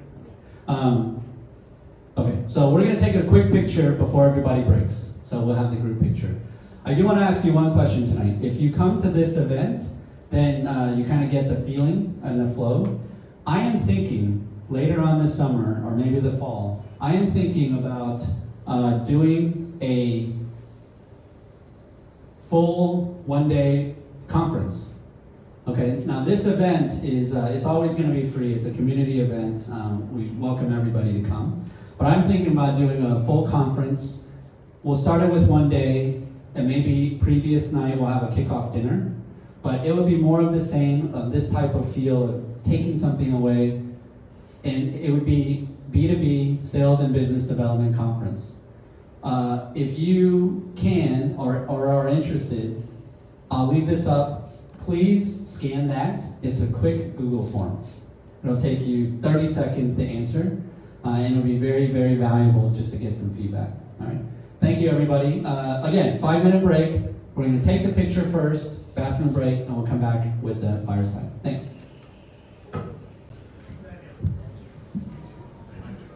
All right. I think some people are still coming back. It's okay. We're going to invite our speakers, share a little bit about themselves, do a fireside, and then after the fireside for about 15-20 minutes, everybody will still have some time to network and meet each other, okay? So first, hopefully everybody was able to get some food, some water, and you got some value out of the last portion of the event. But now we want to invite Ryan, Jeffrey, and Sun up. Why don't each of you, maybe start with Ryan, tell us about yourself, and then we'll just go down the list. Ryan Axelson. I've spent the last 20 years in sales and marketing. I used to work for Fujitsu. I worked for Fujitsu for 9 years in the United States, running a $3 billion organization, running their sales enablement and sales operations. I also ran a $5 million territory in the Pacific Northwest, selling servers and data storage to big companies like Yahoo and Brett Hutchinson and Gladstone Institute and a number of other companies there. I'm here in Taiwan. I've been here for almost 3 years now, and I run a consulting company called Brass Carrot Consulting. We do revenue operation and enablement consulting. Awesome, welcome. Thanks, Ryan. Thanks. Jeffrey? So I'm Jeffrey, I'm from Hong Kong, and I run a mobile membership solution vendor company. So we mostly build membership app for, let's say, restaurants, retail shops, and hotels. And so obviously like B2B because we sell to these companies. And then we started 7 years ago. I have like talked to from really, really small shops, like a single outlet coffee shop, to like MNCs, maybe companies you have heard of, say, regional-wise, maybe Sushi Express Hong Kong is one of our clients, and then also like K-Spade or some of the hotels in Taiwan and Hong Kong. And we recently also expanded to Malaysia. So essentially, I've tried a little bit of everything, like from really small clients, from really, maybe let's say more common industry, F&B, to more weird industry or bigger companies. So I think I might have a little bit special things to share if I have the chance, like in terms of different kinds of B2B sales. Awesome, great. And Sam? Hello, my name is Sun, and I work for an international coffee company called Carvela Coffee. And we are a vertical integrated coffee company that we provide coffee from Latin America to all around the world. And our clients like Blue Bottles, downtown coffee cultures in the States, or Campbell's in Australia. I have been working in non-profit organization, startup, and I also do business development in Australia or Asia. And now my role is Asia business development and sales for my office in Taiwan. Yeah. Awesome. Thank you. Awesome. I'm going to start off by just kind of doing something general. The title of tonight is The Art of B2B Sales Negotiation. So maybe each of you, you could talk about what we talked about already, but maybe give like one technique or one thing that you've seen in your career for B2B sales negotiation that could be helpful for the audience. Let's go the other way. Maybe we can start with Sun first.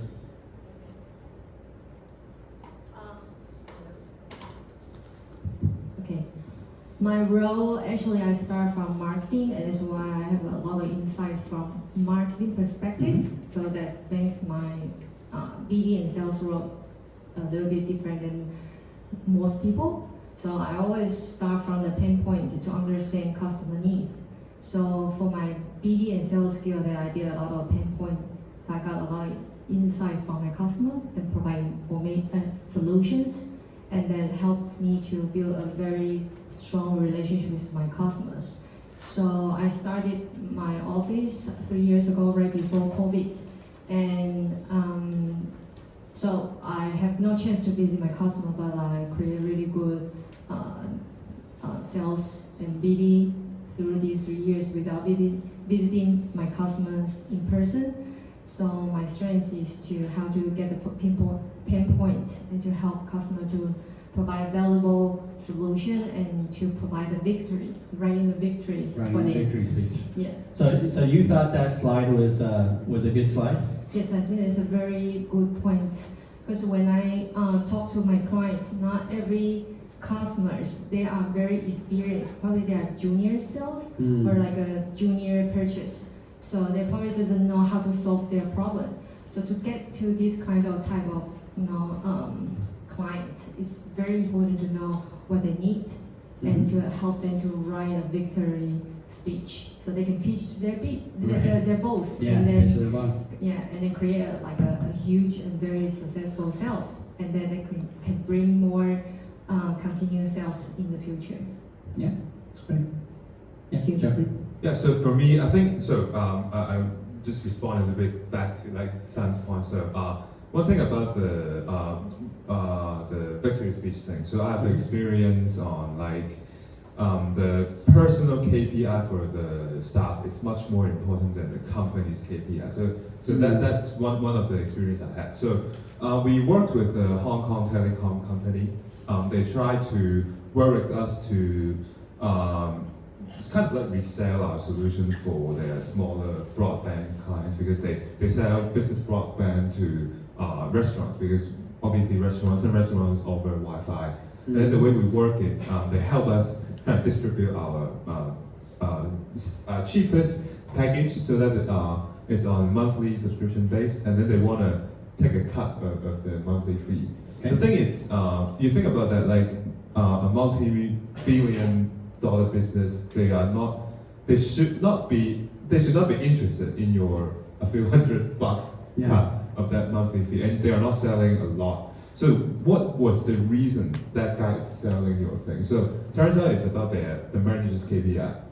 Their KPI is the ARPU of their client. Okay. So they're charging their client, let's say, a broadband monthly fee.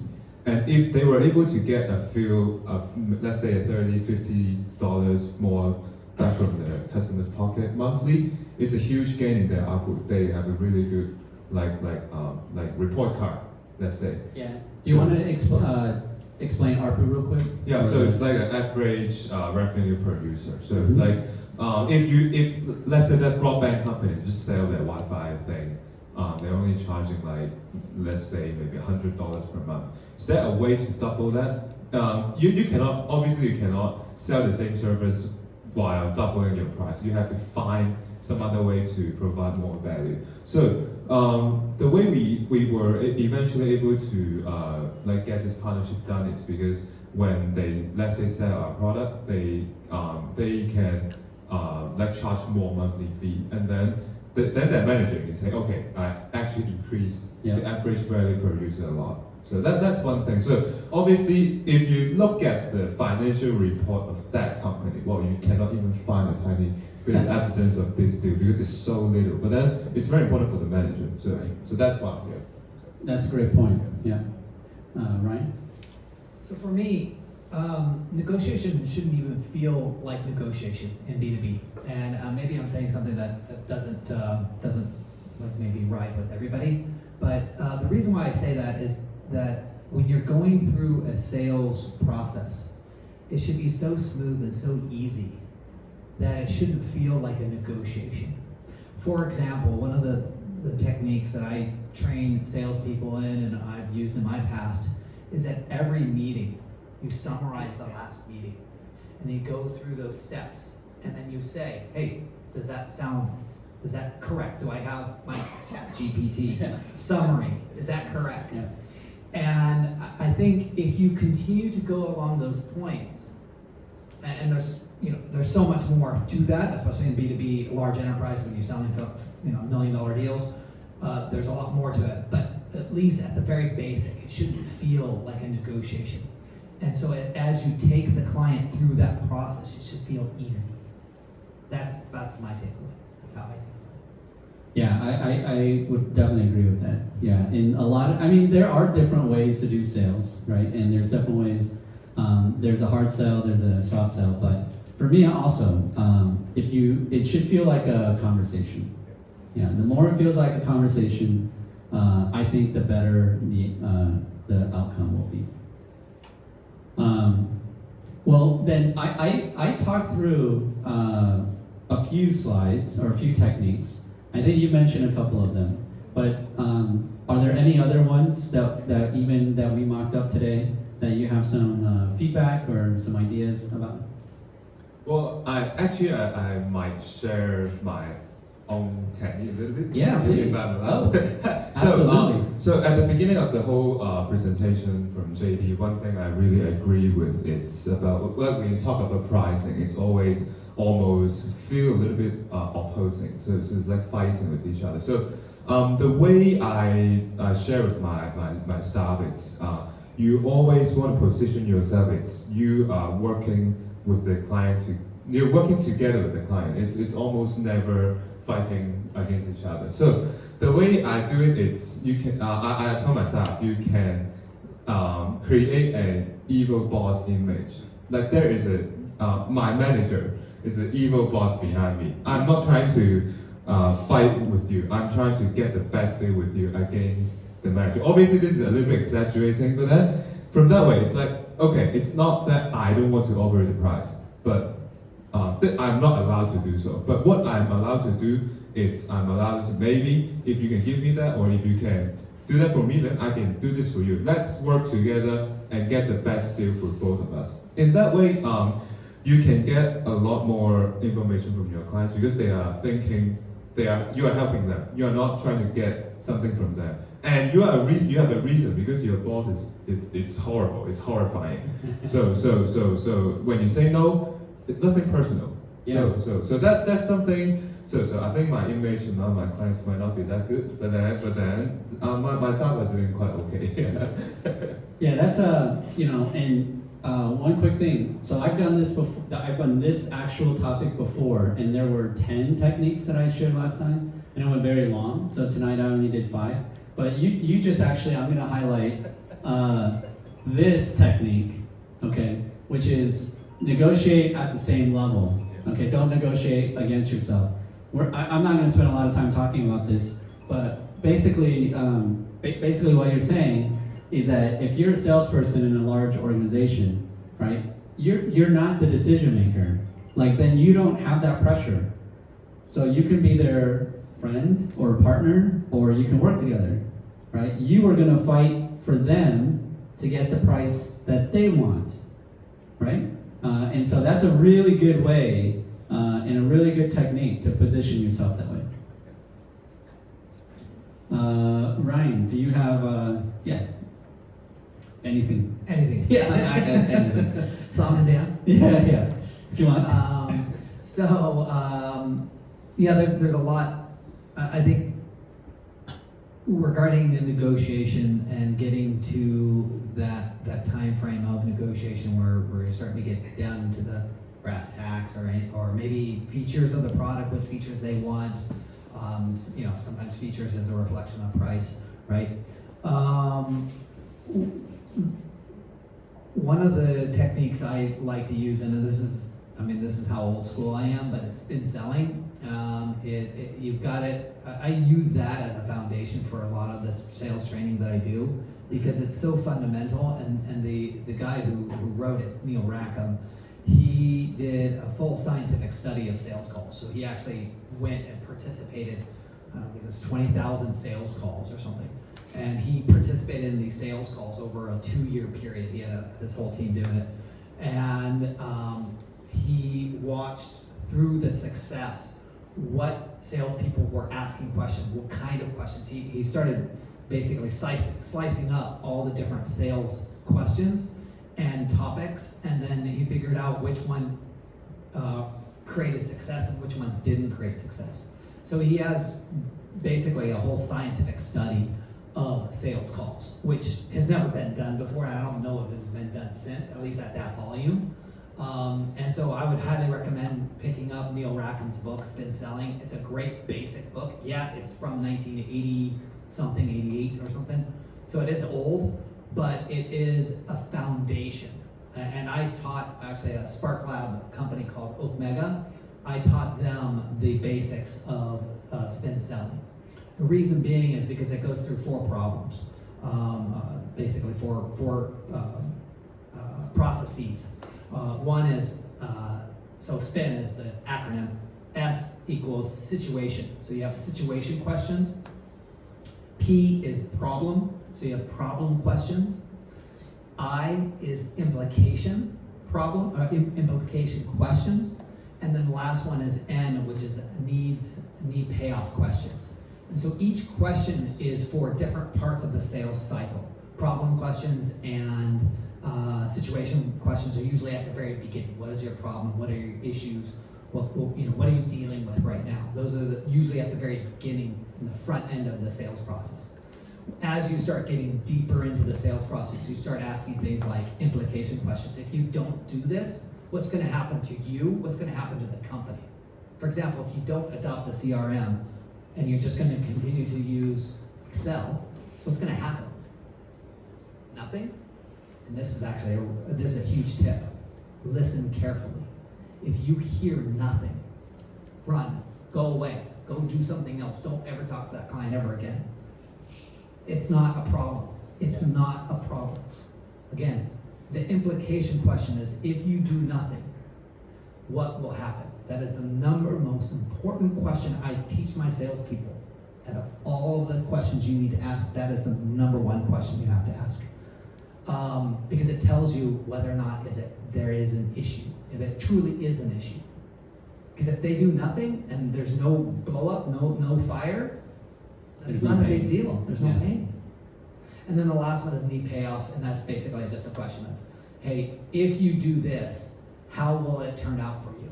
If you were to adopt this technology, what would success look like?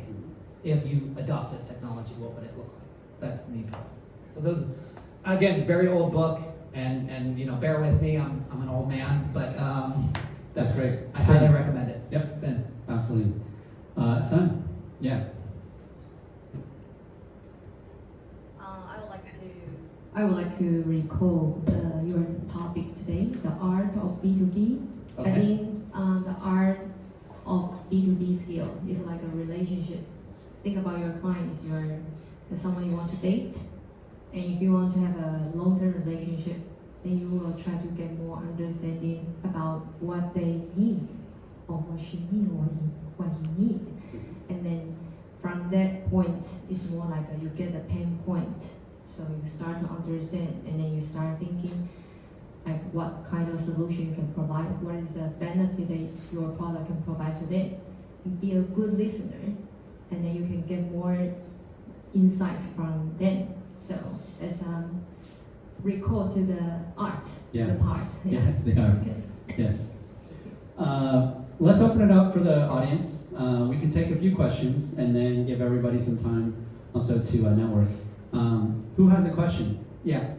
Sorry if this is really basic. You guys are talking a lot about successful techniques, successful questions that you get people who you're training to ask, or the successful questions that person you're talking about before identified. Mm-hmm. What are successful questions? How do you identify them yourselves, and what does those look like for us if we're doing sales to sort of be like, hey, that's something that's working, I need to do more of that, that's not working, I need to do this. I think the question is, what are successful questions that we can use or they can use, anyone can use in sales and business development? Is that right? What does a successful question look like? Oh, what does a successful question look like? Okay, good question. Jeffrey. Yeah. I think a successful question, usually it's a set of successful questions. Like, because when you ask a question, you always want to get a few things. The first thing is you want to get obviously if you can directly get the needs from them, say like, do you need that, are you facing this problem? But the other thing is you want to ask a question that can also get like some implication. So let's say to the most extreme case, if I'm giving you this thing for free, are you using it? If they say no, then the implication is the problem is not on the price. It's on, let's say, the need or on your solution. So I think when you think about a question, it's you try to get to understand. Obviously, if you can get the literal answer, the need, then that's great. But the other thing is you try to get as many non-verbal cue or non-verbal implications as possible. That's also a very important part, important aspect in terms of asking questions. Ryan? I was going to say, if you want to really think about a list of questions and how to ask them, I would think about it as an account plan or an opportunity plan, depending on where you are in the process. If you haven't even started the opportunity, more of like it's a target account, I really want this account, then you would create an account plan and think about, start at the top. Who, what, when, where, why. Right? So you start at let's say you want to sell to Google. And you start, okay, who, what, when, where, why? Who do I need to talk to? Who are the decision makers? Who leads me to the decision makers? Maybe I can't talk to the top VP, but maybe I can talk to a director or a manager that can help me get in there. Who's going to be my champion? Right? That's all the who questions. And then for the what is the problem? Where is this problem? What is really going on at the company? How can my problem help out?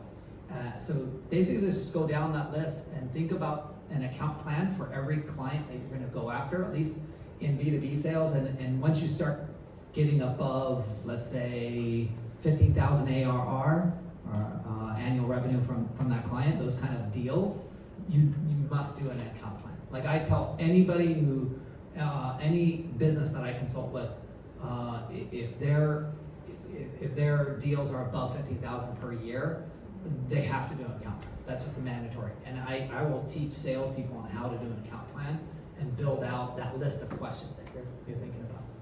That's great. Yeah, the who, what, when, where, or the who, the who's, right? The what's. Those are really good to start with. I actually have one thing to add. Yeah. I almost forget one of my favorite questions of all time. It's at the end of the pitch or the meeting.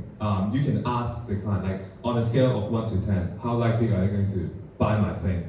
So obviously, if you can get a concrete number, that's great. But from observing the way they get to the number, it's also very important. So for example, they never say 1 because it's kind of rude. But then if they say like when you raise this question now and then they say they don't want to give out a number, then you kind of know you don't have a lot of chance. But then if they say 8 or 9, then you can ask about where like what's the missing 1 or 2 points. Then you know your follow-up action.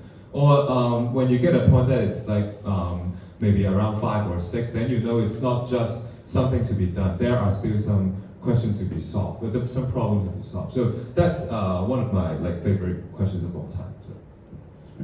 So. I think you all provide very good suggestion, but I have some tips from my side. Mm-hmm. When I do the question, before I meet the client or call the client, I'll do the background research as much as I can to get more understanding from that. So you can deepen your conversation, and then you also can check by providing your search, your information to understand whether they have growth on the points that you research. And then the more you understand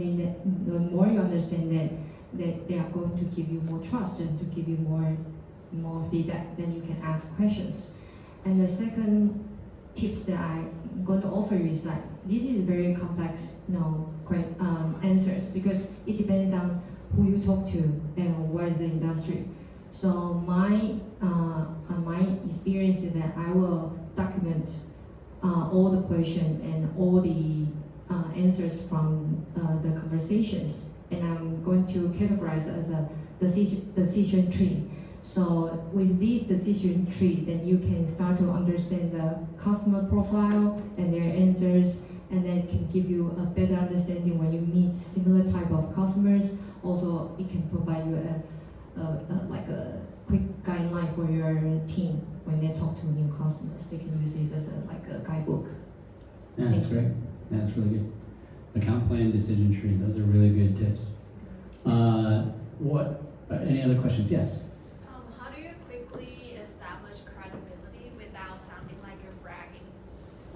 do you quickly establish credibility without sounding like you're bragging? It's a good question. Son? I will provide the partner I work with. For example, I work for green coffee company, so I provide the raw material to the world-known company like Blue Bottle. So this is not bragging. This is everyone. If you drink coffee, you travel to States, probably you know Counterculture, Stumptown, and Blue Bottle. They are like world-known and they are ASIC company. Okay. Yeah. We signed NDAs. Okay, so if under NDAs, yeah. Then you provide the other details. Yeah, Ryan? So when NDAs are usually really good to abide by. So what you want to do is just say, we provide services to one of the top search firms in the world. Google, right? Mm-hmm. I think the other thing is I might not go directly with the brand name. Sometimes I go for the case first. So for example, you look for a similar client and then say, we have seen similar problems before. For example, a few years ago we helped who solve what problem. It would sound a little bit better than you just talk about the name. Because I think I'm forced to talk about the name because that's the case I work with, but I'm not trying to deliberately say the name without any reason at all. So that might make things a little bit more smooth. Yeah, there's actually I'll bring it back to one slide, and then there's a technique. So if you need to establish credibility, and you don't use brand names or anything, one way to establish credibility is to establish the problem, right? So if you correctly identify their pain, that will establish credibility, even if you're small, right? If you show them that you understand their pain, then that'll establish credibility. That's one. You can combine this actually with what Jeffrey said, which is then you can say, I've heard other people in your industry have this problem. Do you also have this problem? Or I recently talked to a couple of clients who have this problem. Do you have this problem? So now it's not you framing the problem. It's actually you heard somebody else, even maybe you didn't or maybe you did, but you heard somebody else do it and they have this problem. And if you combine those two things and you hit the problem right, then you can establish a lot of credibility.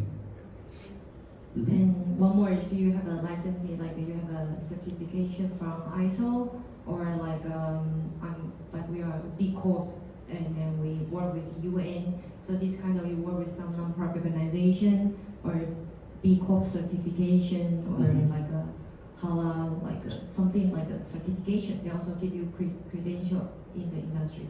Yeah. I think we have time for one more question. Who's got a question? Maybe Fiorina, right? Yeah. Yeah. Okay. So in some cases, during the engagement process, you have to come across different levels in the clients, and then you realize they actually have conflicts for their victory speech. For example, if it's the CTO, they want to have breakthrough for the company, but it's for the leader of the working team, they actually want to maintain the stability of the system. Okay. So how will you help them reach a consensus? Let me repeat the question real quick. So you're selling into a company, and different people have different goals, right? So maybe the CTO wants growth, but the manager wants stability. Yeah. So what would you do? I have faced similar situation before. So I worked with a restaurant chain, and then the I think it's the CFO. They really want to digitalize the whole thing. But obviously for a restaurant, the operation team, they really scared of changing system. Because let's say you have to train your waiter, waitress, new system, they are really they hate that the most. So the way we do it is we try to identify the goal for the ones who want to change, and then slice their objective into really, really small pieces and try to pick the easiest thing to do first. Because once you kind of tap in a company, you can sell them whatever you want. Like you sell a really tiny piece first, and then once they work with you, then you can sell them a lot more things. So one of the ways is to try to think about the most like low-hanging fruit. You figure out one problem you can solve that disrupt the least thing, and then you can enter their company, and then you try to get familiar with the other people, and that's one way I think. Obviously there is no easy solution, but that might be a direction we can look at. That's great. Yeah. Yeah. Sam? I have one similar cases. So last year was pretty brutal for food and beverage industry because COVID. And the company I work with, the decision maker, which is the owner of the company, is very limited by the budget, and the purchase is very driven by quality, and he understands the value and the benefit we can bring to them. So it's really hard to get the sales done because the budget is set up there, and how can he move that? So my approach is, first, I help the purchase to improve his current sales. So it's a victory writing. So I help him to solve the current issue. So once they sells more, and then he got the bargaining power to convince his boss that probably there is a good product that we can sell more. So this is the first step I did. And the second step is that I will offer, it depends on your condition, I offer them a better payment term. So therefore they can have a trial, like Jeffrey just said, have a trial and to see whether the market reacts. If it's a very successful sales, then they can bring more sales. Then probably they can rethink what is the better decision for them. And also I will also think about different situation. If they pay lower cost to buy other products, and they are going to spend more labor hours to solve the problem, and then kind of to do the spreadsheet to tell them you need to make a decision whether you want to spend more cost on labor or more cost on your product. And that's how I did. Question for you, who's going to sign? So the CTO is going to sign, but it's going to deploy by the managers, so they're working for us. And also, there's still, like, the managers still got some power to postpone our contract signing process. So he can find some, like, he can use some small moves to say that, to pick our clauses and say, oh, they're not qualified to do this. So. I think that's the importance of a champion within an organization. You need to identify your champion, especially when it's complex sales like this. You need to identify that champion and make sure that champion is going to these managers and helping them achieve success, whatever their success looks like, and that you are preloading presentations that addresses their issues. So you have to be able to address their issues. If they are completely opposite, like if one string pulls this direction and it's completely opposite what the manager wants, then it sounds like they have internal issues that they're going to have to resolve before they can sign any deal. But if there are concurrent issues, it just seems like they're maybe pulling in opposite directions, but they're actually not, then it's something that a champion can really help you with, or you need to set up individual meetings, not group meetings, but individual meetings. And you need to have face-to-face meetings with these individuals to show that they will trust you, because they need to see the look in your eyes, and maybe your systems engineer or whoever you have who's on the technical side, convince them that your technology is the right way to go, and that it's going to solve both the CTO problem and also the manager's problem. So I think it's a very nuanced issue that you bring up, and you have to take it very delicately. And it also, what I mentioned with my question to you is politics, right? Is who's actually going to sign. That is who you want to please and make happy. But at the same time, you can't have the black swan event that Chris Voss talks about I saw it on one of your slides. So Chris Voss talks about black swans, and one of these managers could be a black swan event. They could come in and just totally derail the event, and make it go sideways. So you have to deal with those. And if you know ahead of time that they have the potential to derail it, then you need to address it individually. And best meet them face to face is exactly what Chris Voss does in his book, Never Split the Difference. You meet them face to face so they can see it in your eyes and you can see it in their eyes and no one's lying. Yeah, one thing there is if that manager, CTO, let's say hierarchy, CTO's higher, so they want growth, manager wants stability. Then as you work through this deal, then reframing the problem, maybe it was all maybe the conversation has been about features or price, but now if it is the case, you may need to reframe it to the manager. The problem is not feature or price anymore. It's now about stability. That's the problem. And if you can then go to the manager and say, yeah, I understand their concerns for stability amongst the team. That's very valuable to us. I know it's very valuable to you. It's one of the top things that we're going to do on this account. Then you can reframe that for him or her. Yeah, thanks. Great question. Okay, so we're going to thank our panelists. Let's give everybody a round of applause. Thank them very much for your expertise.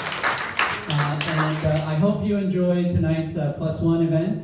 Again, I hope you got something to take away to your jobs or to wherever you're going. Please stick around. There's some networking, some drink, and I will put that slide back up if you want to leave some comments about the conference. Otherwise, we'll see you next month or the next couple months for the next Plus One. Thank you. Thank you.